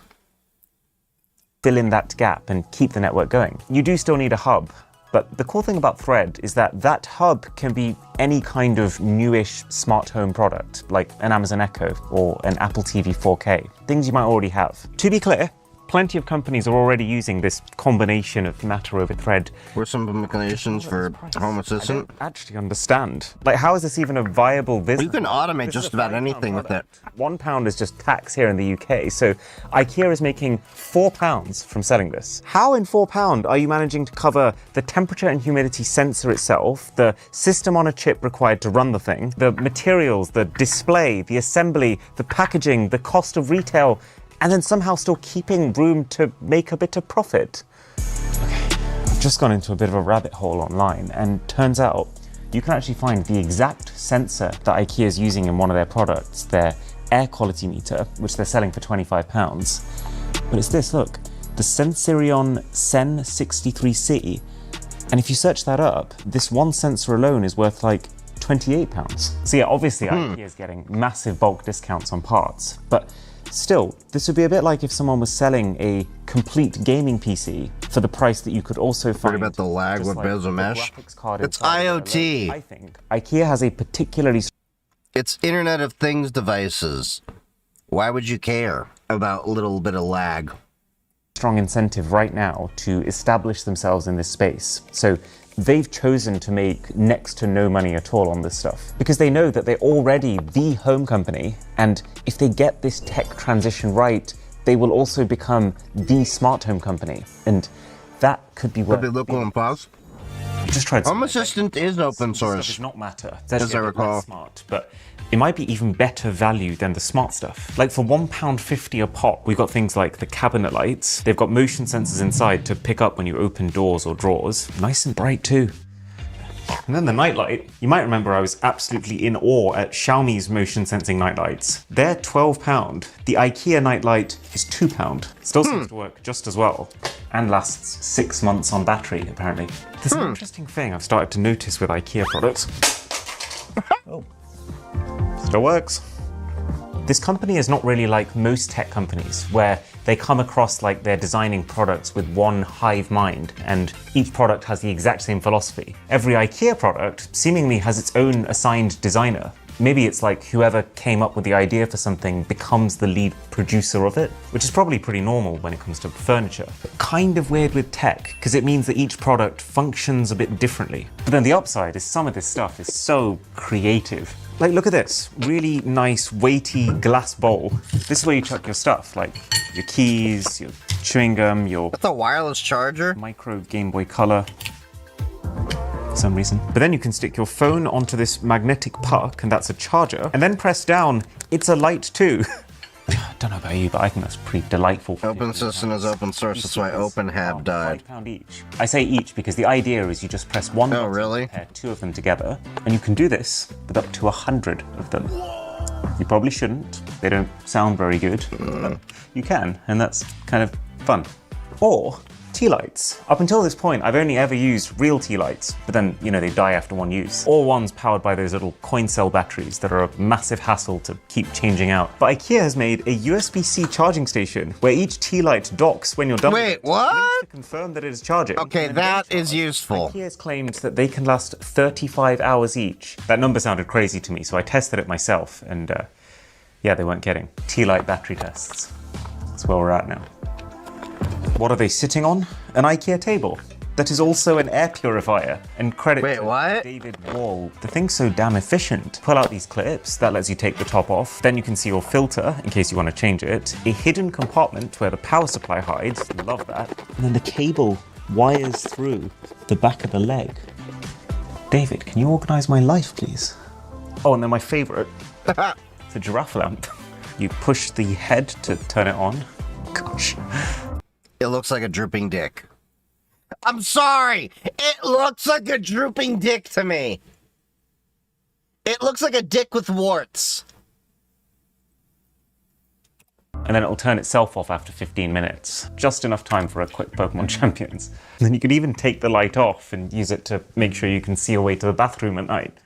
Now, there are some things I can see that is useful though. Explain the low prices, like the fact that IKEA seems. For those nights that you feel like reaching out and grabbing a dick in the middle of the night, the dick will show you the way. To refuse to give you batteries unless they absolutely have to. This giraffe takes AA's, all of these sensors take AAA's, and I guess that kind of helps IKEA, because then they can sell you theirs, and then the charger for those batteries too. But I think the biggest thing is IKEA's volumes. I actually just cannot wrap my head around the fact that this company has sold over 140 million of this one bookshelf. So IKEA can place enormous orders for parts and get a very good deal doing so. And it actually feels like they specifically reuse those parts in as many different products as possible to maximize those savings. And even more importantly, unlike most companies who make home accessories, who probably sell a few thousand units and want to make big bucks with each one, IKEA does not care. As long as they're making pennies per product, they're still doing fine overall. That's why for years now, IKEA's been able to sell things at silly low prices when they want to. Things like these simple sensors. And I guess now they're seeing it as their chance to start applying. It is ridiculous how well they've been able to go. Matter is kind of like the stars aligning for IKEA. You might know that for the last decade, the smart home was basically owned by premium companies like Philips Hue, Sonos, Google Nest. Because to actually make a smart home that worked needed a ton of initial R&D to create a system and a set of hardware where each thing can talk to each other. You had to be primarily a tech company. So up until this point, there's been no such thing as the mass market middle ground, where someone goes in to buy a sofa or a cabinet, but then casually adds a smart bulb to their basket just because it's right there at the till. It's been too complicated and priced way too high. But Matter is designed to fix that. In theory, it takes away all of that expensive R&D that used to cost billions. All of that, will my bulb actually talk to my speaker engineering? That's now baked into the standard itself. So you don't... They'll still just be as hackable. I do want to pick up some of those devices, so I'm on a VLAN and see what they do, network-wise.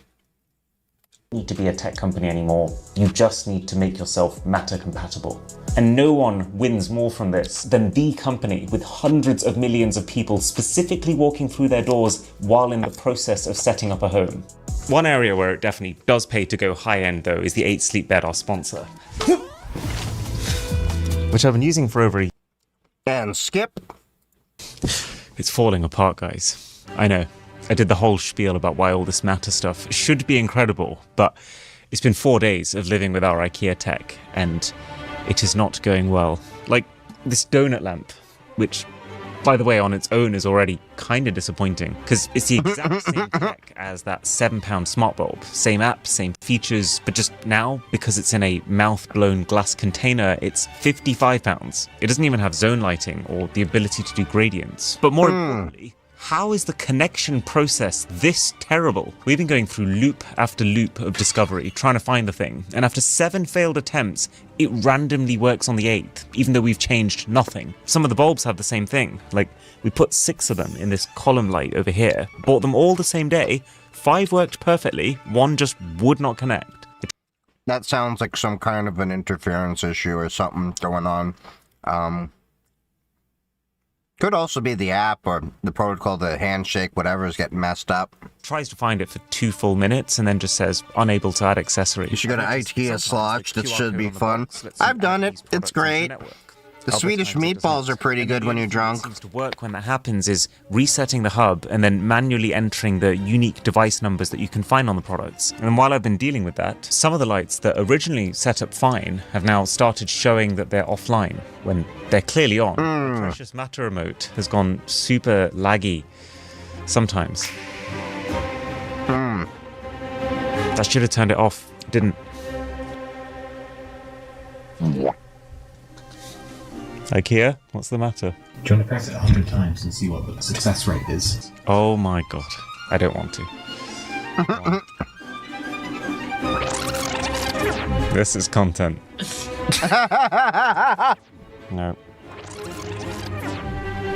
Oh, yes. How much longer do we have of this?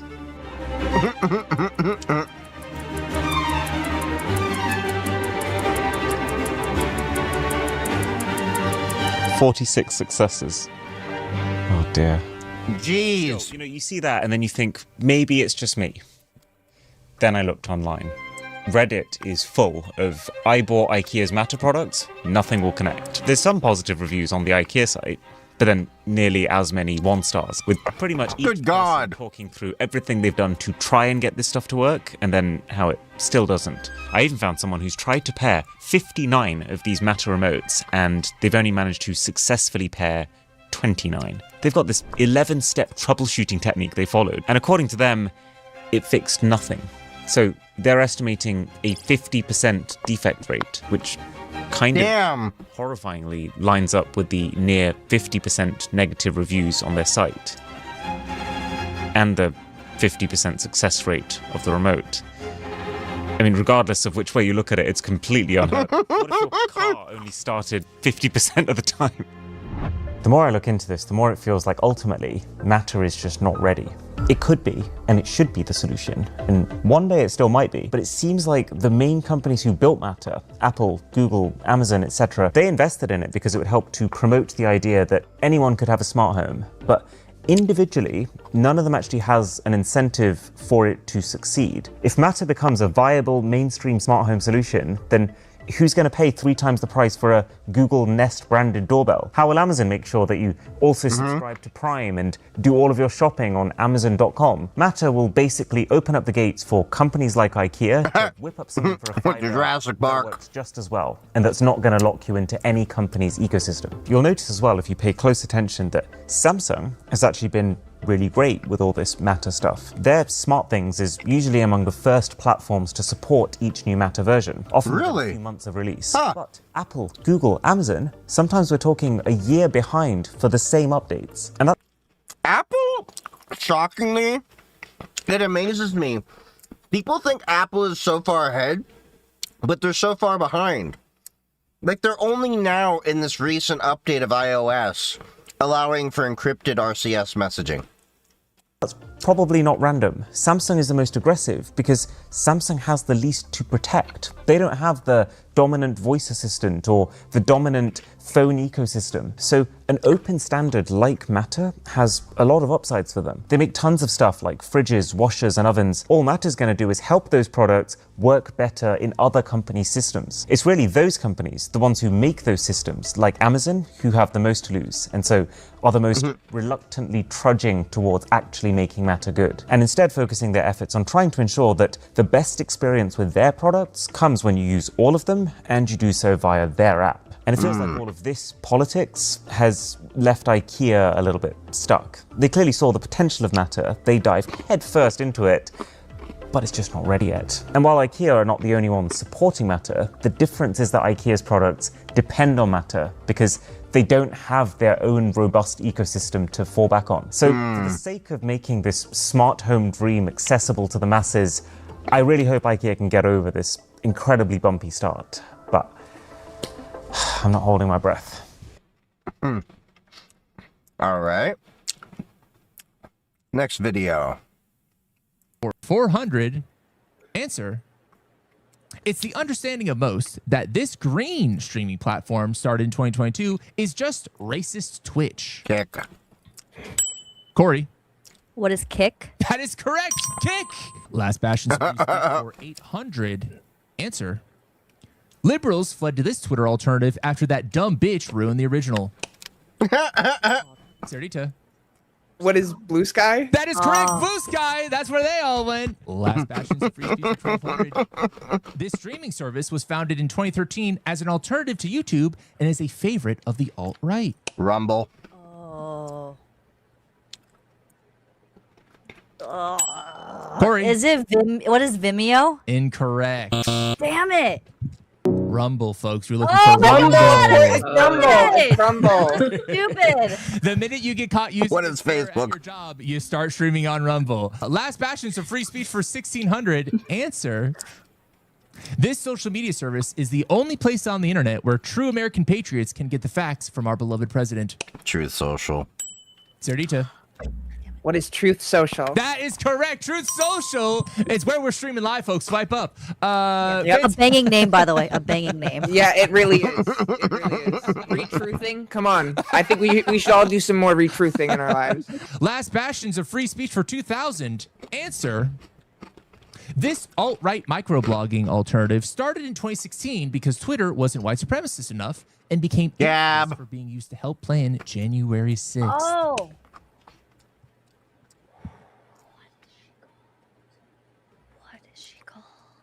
No chain website at all. One, but it is Gab. I remember Gab. Okay. I know my internet culture. Probably good. Had somebody been too quick on the draw for this one, I'd be like, I don't know about that. Last bastions of free speech for. Okay, so what is this? Earth browser. Tor browser fork replacing Tor with reticulum. What the fuck is this, vampire?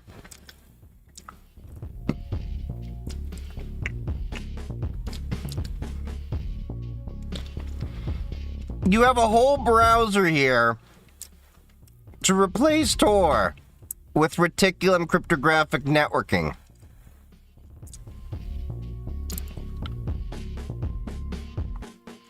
The result is a privacy-hardened browser that renders HTML plus CSS over reticulum transport with JavaScript disabled by default.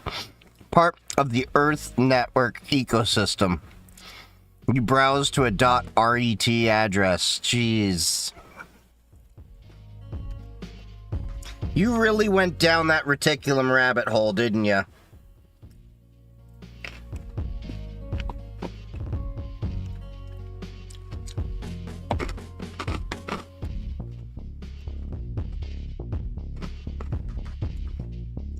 Okay. Next video. Minuteman Solar. EcoFlow versus Jackery versus Anchor. You want me to look at some batteries, I guess? What if you could only choose one unit for an emergency backup power to get you through, say, a 12-hour blackout? You have EcoFlow, Jackery, and Anchor Solix, which are all big brands and have a huge presence in the solar generator industry. But overall, I want to find out which one would be the best to go with. Or if there's not a particular one, then which one would I use for a specific situation? I've been testing solar generators for almost 10 years now, and I've literally tested hundreds of them. And I have a free solar generator comparison chart that you can use as much as you want to get a true apples to apples comparison between not only these units, but all of the other units listed. As well, I'm going to have links on that chart where you can get the best pricing on those units. So if you want to find that information, it'll be in the links in the comments down below. But for these units right here, these are some very common size systems that people get. These units sell a lot. These units may serve different purposes, so that's why we're going to go over them. Go down the rectum rabbit hole. Getting solar generators, there's a few key reasons why they normally get them. Predominantly, the number one reason is they don't want to wire a system together themselves. They don't want to try to figure out how do you connect an inverter to a battery and what voltage battery should you use. What size charge controller should you get? Is 60 volts good enough, or do you need 150 volts, or should you really go up to 450 volts? Does it need to be PWM or MPPT? All of those things get super confusing, and that's the point of a solar generator or a solar power station, is it's just done for you. You buy it, you pull it out of the box, you turn it on, and it's ready to go. All three of these brands are equally competent in terms of the quality that goes into their products. Specifically though, for an EcoFlow, this is the Delta 3 Max. This from Jackery is the 2000 V2, and then from Anchor Solix is the S2000. Now looking from on top, they all look like decent units. This is actually kind of the biggest, medium, and smallest, but they actually share some similar specs, even though they're all physically different dimensions. The Delta 3 Max has the largest inverter of these three at 2400 watts, but it also has an X boost option, which allow you to put out even more. But keep in mind, if you do an X boost, essentially what you're doing is you're trading the ability to lower the voltage and increase the amperage. So for example, lighting may get a little bit dimmer, but you can still technically push out more power. The 2000 V2 is shortly behind it at 2200 watts, and it doesn't have a boost option. And then way below that is the Anchor Solix S2000 at only 1500 watts of output. But honestly, I think the real question here is, do you need a larger inverter? A typical wall outlet is rated to 15 amps, which means it's rated to 1800 watts of output. But if the outlet is truly rated to 15 amps, you're actually going to see a 20 amp breaker in your electrical panel. So what it's coming down to is, what do you actually need to run off of these? Because a 2400 watt inverter is great, but if I'm just running a refrigerator, then 1500 watts is plenty. So do I want to spend... Another thing I noticed, these have 20 amp plugs. That has 15.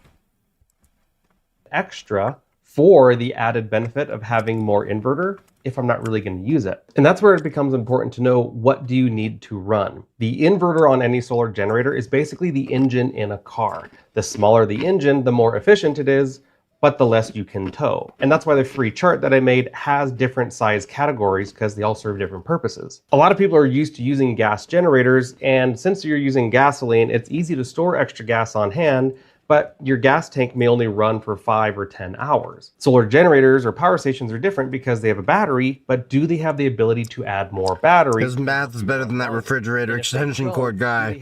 Yeah. Solar in order to recharge quickly every single day. So the inverter is only 1/3 of the picture. The second part of the picture is actually the battery. And the really interesting thing about this is the Delta 3 Max physically is the largest, dimensionally speaking, but it has... Or the guy with the e-bike. Iron phosphate battery.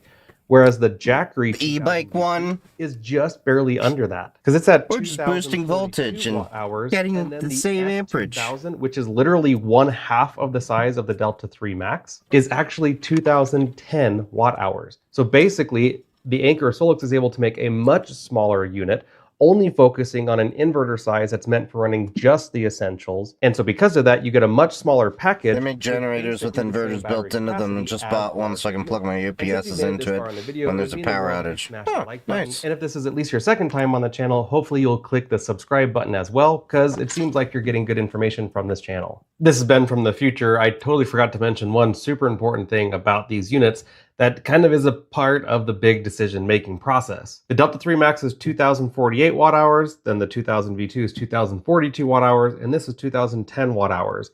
But in reality, I actually get more runtime off of the S2000. And there are two major reasons why. First of all, is it an efficiency? Scored the highest score of any solar generator I've ever tested for the most efficient inverter ever. That's what I thought. It's an efficiency the thing. Delta 3 Max is 92% efficient, and the 2000 V2 is 90% efficient. The S2000 only has an idle power consumption of 4 watts, which is insanely low. This one's 17 watts, and this one's 21 watts. And I don't know what voodoo magic Anker Solix had to do to get an inverter that efficient and to have an idle power consumption that low, but I'm loving it. Even though this has the smallest battery and the smallest inverter, I was able to run my refrigerator for 19 hours and 20 minutes directly from this. The 2000 V2, I was only able to run for 17 hours and 25 minutes, and the Delta 3 Max was 16 hours and 55 minutes. So even though this has the smallest battery, this actually has a longer runtime than these two units. So all three of these basically have the same battery inside of them. Now, the Anker Solix S2000,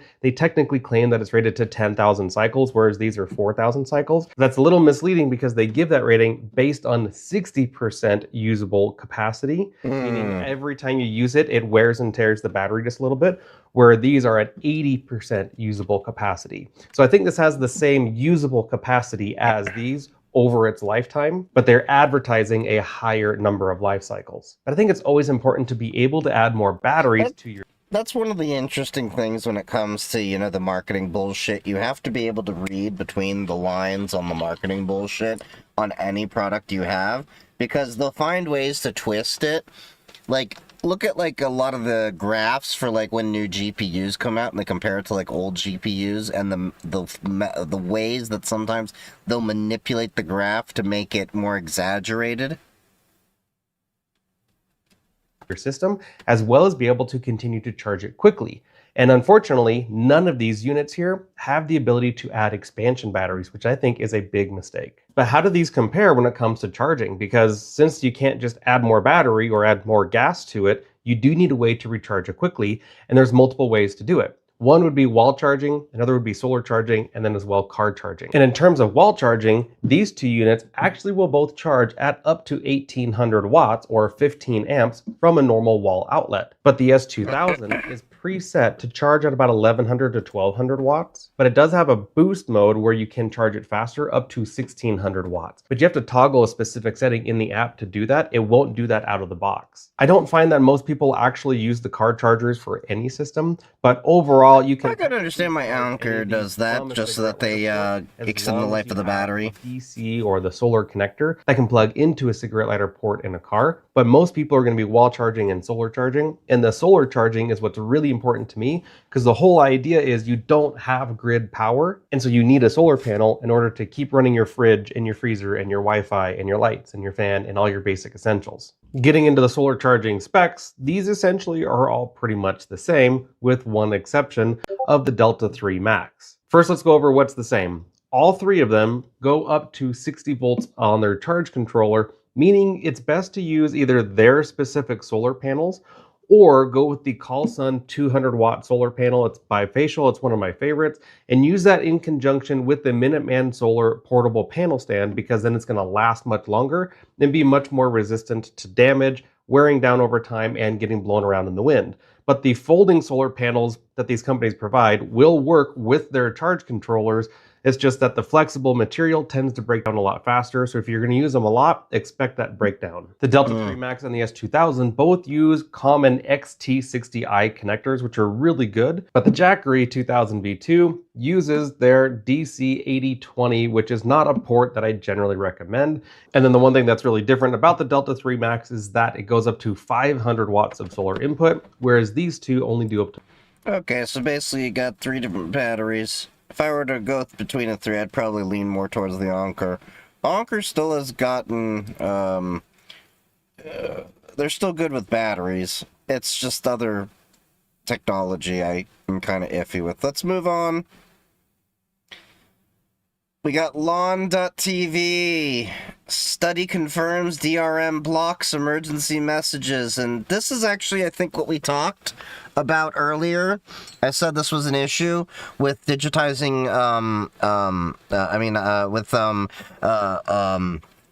having digital rights management around TV signals. It will block emergency messages, and I think that's a problem. Yeah. Hey everybody, it's Lon. We'll see. I've got an update for you all on the status what the study says. To stop the encryption of the public TV airwaves. Weigel Broadcasting met with the FCC last week to show them the results of a short study they did in regards to encrypted TV channels and the ability of those channels to reach the public with emergency messages. It's a very critical issue. It's one of the reasons why we give broadcasters free access to the airwaves, because we want to make sure the public can benefit from life-saving information. And as it turns out, if this new encryption is allowed to happen on the airwaves, the public will not be able to tune in unless they buy a very expensive TV or tuning box that has been blessed by the nation's largest broadcasters. So let's get into it right now. Now, before we dive into this topic, I did want to let you know that this video is being brought to you by all of you. That includes everyone who watches and subscribes to this channel on a regular basis and hits that like button, along with those of you who contribute to the channel either through my donor box page at lon.tv/support, through the YouTube membership program, through Patreon and Floatplane, and of course those of you who have done a super thanks or bought something in the merch store. Any support you can give, even just watching a video, is greatly appreciated, and it does keep the lights on around here and gives me time to dig into these stories a bit. So let's take a look and see what Weigel had to say. All right, let's see what this study says. By the way, if you're not familiar with Weigel, they're actually a pretty big broadcaster. They cover about 96% of U.S. households. You probably recognize their Me TV brand. Yeah, they also have a watch their TV station a little bit. Broadcast network, and here. So I have an over-the-air TV antenna, at least now, with my new TV. So now this has been mattering to me because I'm like, am I going to have to buy a new TV tuner or something like that? Because I'm actually genuinely enjoying over-the-air TV because I can wake up and watch local news and all of that stuff and actually get in touch with what's going on local to me that I kind of lost touch with staying on the internet. In my home state of Connecticut, you can see all the different channels that they broadcast within the range. What portable power station you have? I don't have a portable power station like that. All I have is a Bioenno 20 amp hour battery for my ham shack. That's about it right now. I'm gonna beef that up soon. Of my antenna. Now, Weigel went to the FCC this week to talk about emergency broadcast messages and their concern that if we cut over to this new standard too quickly, the general public is going to be cut off from a very important life-saving tool. And it's even more concerning because even the boxes that can decrypt this content often require the internet to do it, and it makes the situation even worse. So let's take a look at the slides that Weigel presented to the FCC. The first thing they did is they reminded the FCC that right now, just about every single television across the country has the ability to decode ATSC 1.0. If you've bought a TV in the last 20 years or so, it will work with an antenna to get you television stations. Even if you've had that TV locked up in a box for 15 years, if you take it out and plug it into an antenna, it's going to receive those signals without issue. Right. You don't need a firmware update. It was built to a standard. The FCC agreed to support that standard, and there was no prior approval or decryption certification that the TV maker had to get. It's just gonna work. And even if you don't have a tuner, you can buy one for very little money, usually around 25 or 30 bucks. You can get a nice little tuner and you're off and running. So for the current situation, if there is an emergency, it is not difficult for people to get important information because it all just works with whatever TV they've currently got. Now, ATSC 3.0 will work on new ATSC 3.0 TVs, but most of those TVs are the high-end models. The low and mid-range models currently do not have ATSC 3 tuners on board. And although some of these TVs do not require an internet connection to decode the encrypted content, the certificates that are used only with the digital antenna can't use rabbit ears. Yeah, I miss them good old-fashioned dipole antenna rabbit ears. Those dipoles would, you know, gather a signal pretty damn well. Actually, you can still use a dipole. I mean, at the end of the day, you're just using an antenna. There's actually, I think, DTV dipole antennas. But yeah, all you're doing is you're just feeding it into the tuner. Now, dipole antennas just that, I think, yeah, they were just the most common. So many require frequent firmware updates to keep everything working. And a lot of times, if you don't have that TV plugged into the internet for a while. The other reason they used the rabbit ears, by the way, the reason why they did it is because you had to adjust the actual, like, not only position, but the length of the antenna to get to tune it to exactly where you needed it. Just like you have to do with ham radio and stuff like that. It may not decode the content. So you don't have that guarantee of a TV that's been in a box for a couple of years actually working when you need it. But on the ATSC 1.0 side, it definitely will. So they point that out here. Now, we also have these ATSC 3.0 converter boxes. You may miss UHF and VHF TVs. A TV that doesn't support. I mean, technically, they're all UHF and VHF. It's still that way. It's just DTV. It's a digital signal now. That's all it is.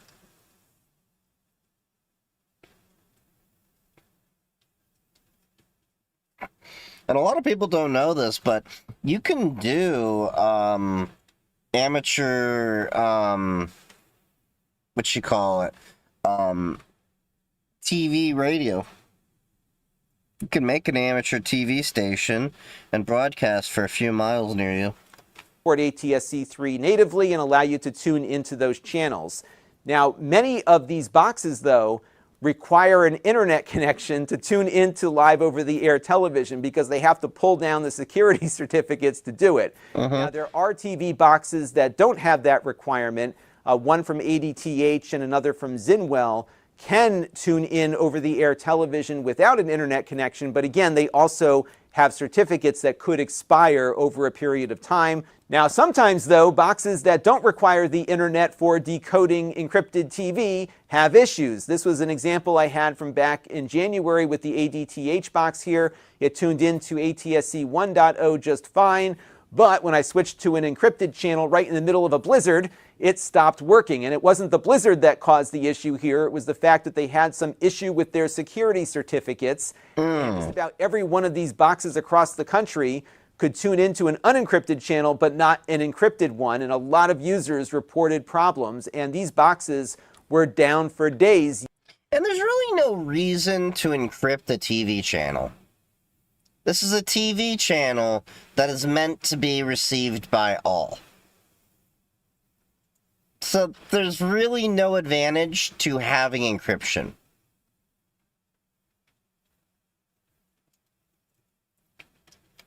Yet it was marketed as something that does not require an internet connection to decode live television. And a lot of times you might have some security credentials getting transferred over the air, but they originate from an internet source that the broadcaster Scan is cool. I know someone with an SDR and nice antenna near me. We got SSTV from Georgia all the way in northern Colorado. I think this was 20 or 40 meter though. Yeah. That depends on the internet and the internet goes down, you're not receiving that channel either. And there's a good chance if you have some major weather event or some other catastrophe. You found Solana over Reticulum, Jesus. Connections may go down too, because all of them depend on fiber optic cables that are usually hanging off of telephone poles that are very susceptible to trees and other types of damage. So they did some testing across 4 different TV markets: Chicago, Charlotte, Green Bay, and South Bend. They tested with a Zapper box, which is a certified box that can decrypt over-the-air TV, and they also tested the HD Home Run, which the broadcasters have refused to certify to decrypt over-the-air television. Again, the broadcasters are picking winners and losers. Now, what Weigel did in their testing here was to see whether or not an emergency alert system message would be delivered to a Zapper box when it was disconnected from the internet, or to an HD Home Run that the broadcasters refused to certify to receive encrypted content. And I think you might be able to guess the results here. So in every market, if the box was not able to decrypt the TV channel, it was not receiving emergency alert messages. So you can see in South Bend, Chicago, Green Bay, and Charlotte, on the left of each of those examples, the ATSC 1.0 message came across on a scrolling message at the top of the screen, along with all the necessary audio that has to follow with it. But on the right, if it could not get that station decrypted, the Zapper box was not able to receive the signals. And of course, the HD definitely need to stop that BS. So they leave the encryption on when the emergency alert system is activated, and that emergency alert is essentially... Yeah, it's like they're so worried about people like ripping TV shows from the air, but it's like, dude, it's over the air. What do you think's gonna happen? What, do you think this whole encryption scheme is gonna stop? No. It's easy to get around this. I'll be able to just put a capture card on, boom. Encapsulated inside of the encrypted signal. And that is a big problem, especially if we're going to do a hard cut in a couple of years over to this new standard and people don't have a means of tuning in. Weigel also points out that this contradicts what the A3SA and Pearl TV told the FCC. What A3SA said here in February was that the Advanced Warning and Response Network Alliance confirms that content protection you took down the TV app that to of emergency alerting, but they just watch live TV streams anymore. There'll probably be another one in the future. But what we're seeing here once again is the broadcasters telling the FCC one thing, but the reality is very different. The fact is, if you've got an encrypted TV station, it is not possible for the public to receive those EAS messages as reliably as they can do on ATSC 1.0. Maybe that TV that can decrypt it without an internet connection will work, but as we saw with that box I referenced earlier, that's not guaranteed. But we do know ATSC 1.0 works. Why? Because there's no encryption. They are running with a settled standard that doesn't need a firmware update every 6 months over the... There's really no reason to go to ATSC 3.0 unless there's some technological improvement that I'm not aware of.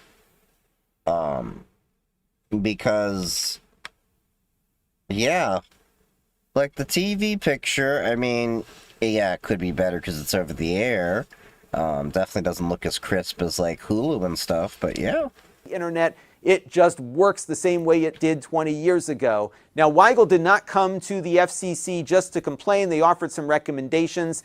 They say in the near term that the 1.0 simulcasting requirement should remain. So currently here in the US, if you're broadcasting in ATSC 3.0, you also have to provide a simulcast of your main channel in the 1.0 standard so that you can get emergency alert messages, for example, but also for a host of other reasons. The cost of adopting ATSC 3 is very expensive due to the DRM. I'm totally fine with issues where dual the best-selling box simulcast. the HD home run that's not allowed to decrypt the signals by the broadcasters. We have patent disputes that are still out there with an unresolved lawsuit against LG. There's spectrum use debates going on. There's business model debates going on. And of course, consumers are just not adopting 3.0 in any large amounts, to the point that if you had a hard cut over, very few people would be able to tune into television and certainly wouldn't get emergency alerts over those TVs. Now, in the future, Weigel is suggesting some guardrails to keep the EAS system working. The first thing they suggest is that there should be a minimum. Interesting how they're coming to the minimum of 19.3 megabits per second. Just such a weird specific number. Minimum of 19.3 megabits per second of bandwidth dedicated to free over-the-air video.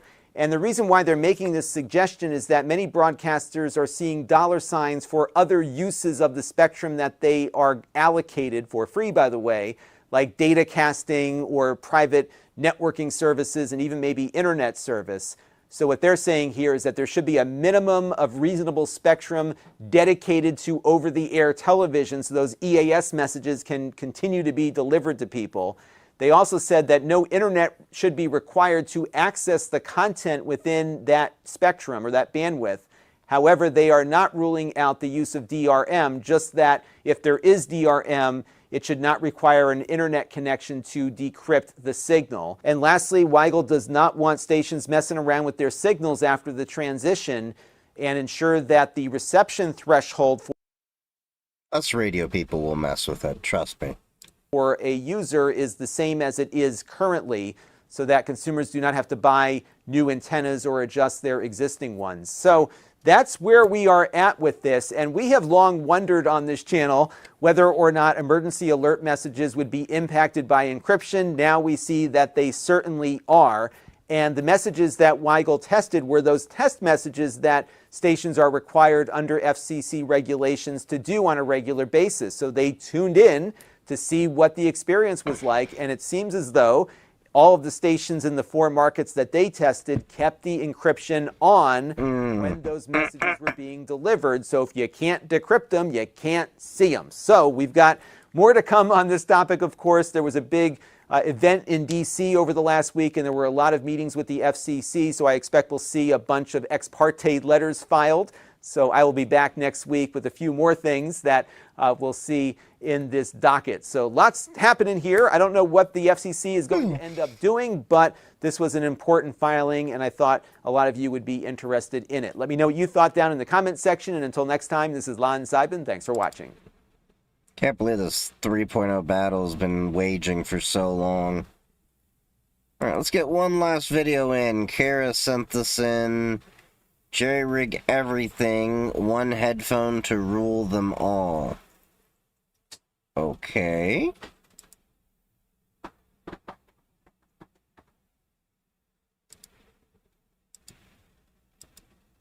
It's no secret that I like Linux, but what is a Linux liker to do when you're stuck on Windows 98? What the hell? We're installing the Windows subsystem for Linux 2001 style, so stay tuned. The hell? One of my tabs in the background just started playing all of a sudden. Weird. That was weird. Okay. Sorry about that. So let's continue on with this video. One headphone to rule them all, or so they say. I have in my hand the world's clearest earbuds for phone calls, and it's time to find out whether or not that claim is true. Soundcore says their new Liberty 5 Pro noise-canceling headphones can make crystal clear calls anywhere. Alright, bet. How much do these cost?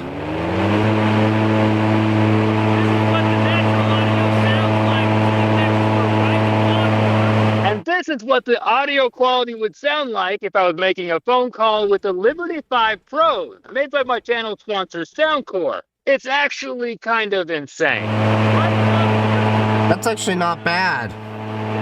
But with my headphones in, it decreases the noise. I didn't see your video, Thomas. I haven't been on TikTok today. Have a normal conversation with the person at the other end of the line. They also are not as bothered by the mower. No other headphone on the planet is as clear during phone calls as these Liberty 5 Pros. All thanks to 5 microphones inside of each earbud, including a microphone that is a bone conduction microphone. The bone conduction microphone is $230. from my vocal cord through the bones in my skull, so that the person on the receiving end of the phone call has clear audio. I wonder how these compare to the Apple ones. ones. Just about the microphones either.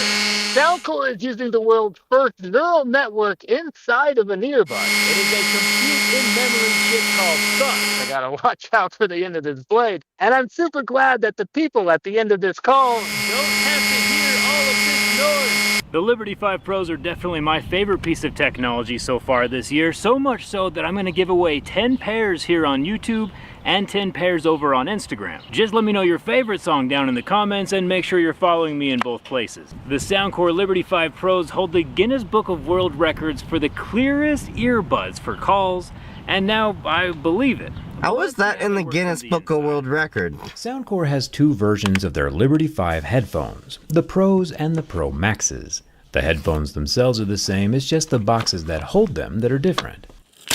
The Pro Max case that you see here has a 1.78-inch AMOLED touchscreen that can instantly translate over 100 languages, and uses a processor as a professional note-taker for your meetings. And at first glance, there does not appear to be an easy... That's actually pretty nice. ...easy way inside of the Liberty 5 Pro Max case, but since we can't see the chip from the outside, inside we must go.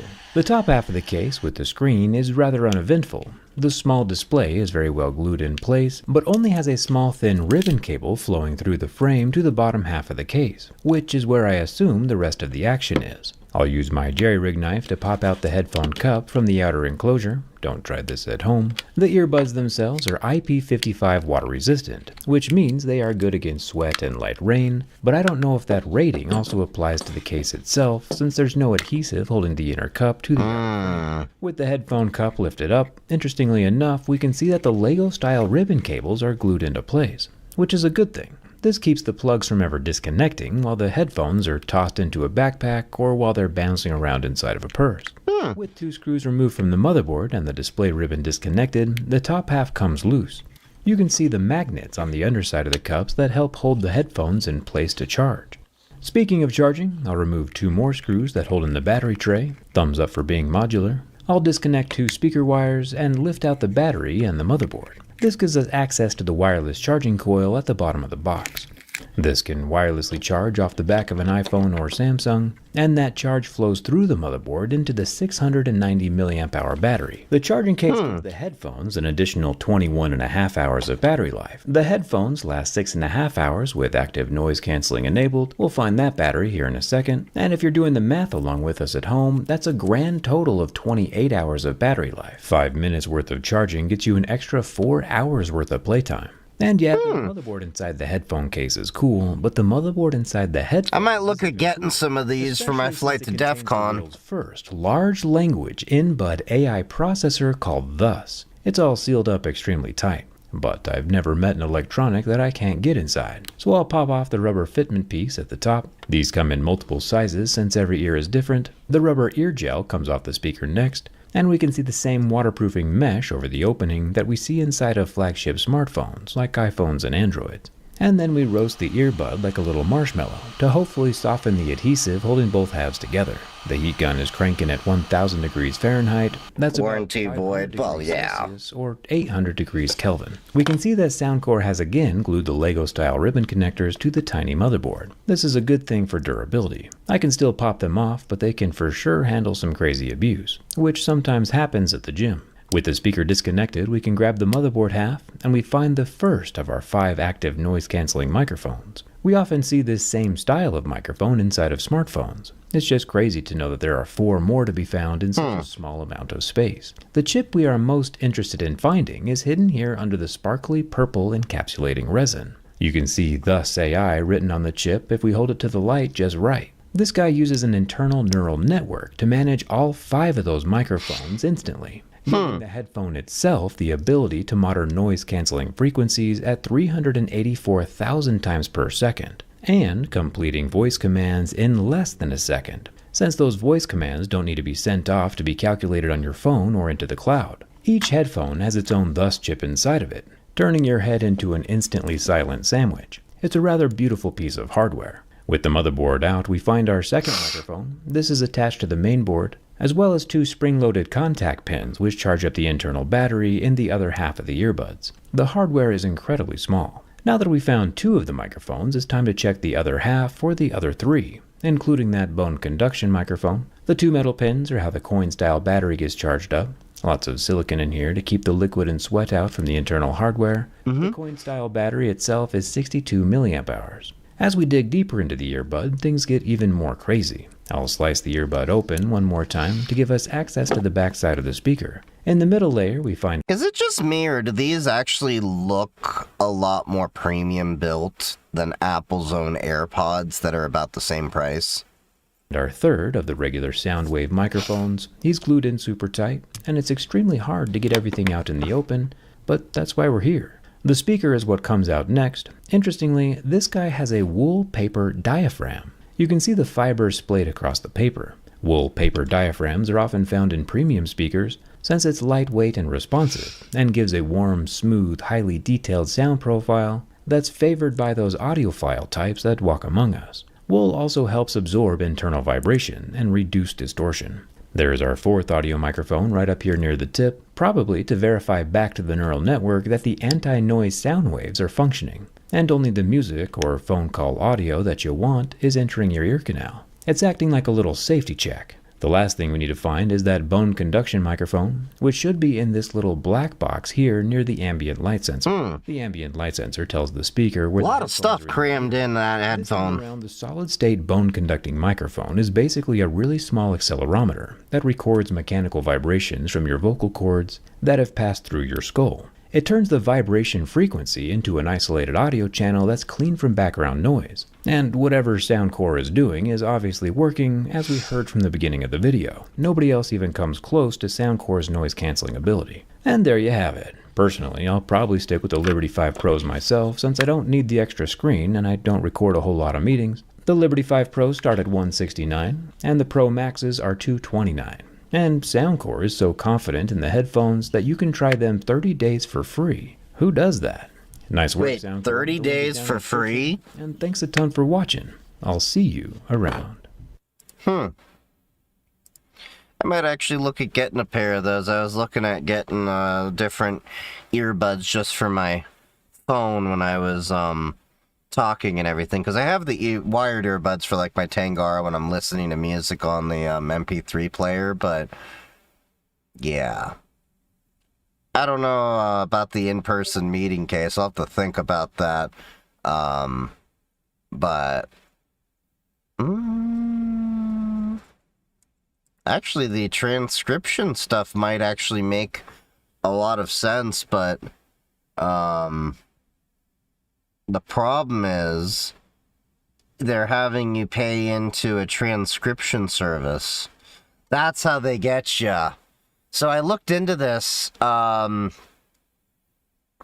for...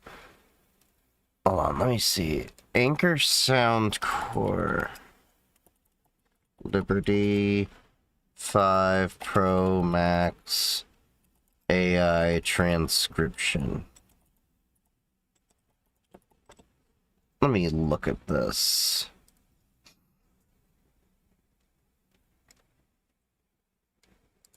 Yeah, so if we look at the sound core ones over here, because I was looking at these and I'm like, that'd be interesting to be able to, you know, record my meetings and, you know, take notes and stuff like that. But I need to find the notes, and there we go. 120 free transcription minutes monthly. So you'd have to pay $8.33 a month to get 1,200 minutes, or $20 a month. So you basically end up paying for that every month. So you're talking what? That's billed annually.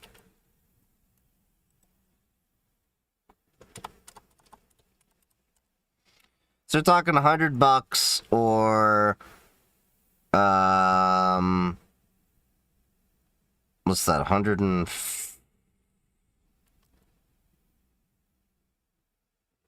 or 240.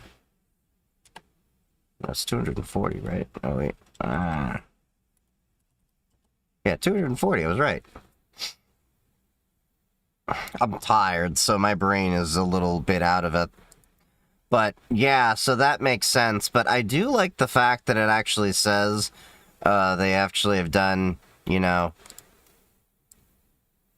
Oh, that actually is kind of nice. We're HIPAA compliance in there. I mean...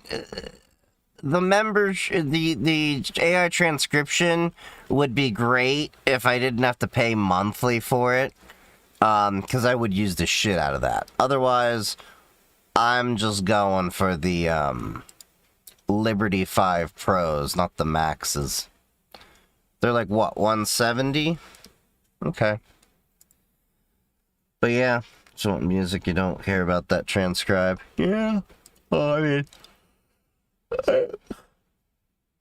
I was like, for $60 more, it wouldn't be too much of an issue, but if it's $60 plus $240 a year for the level that I would need it, it's like, fuck that, no.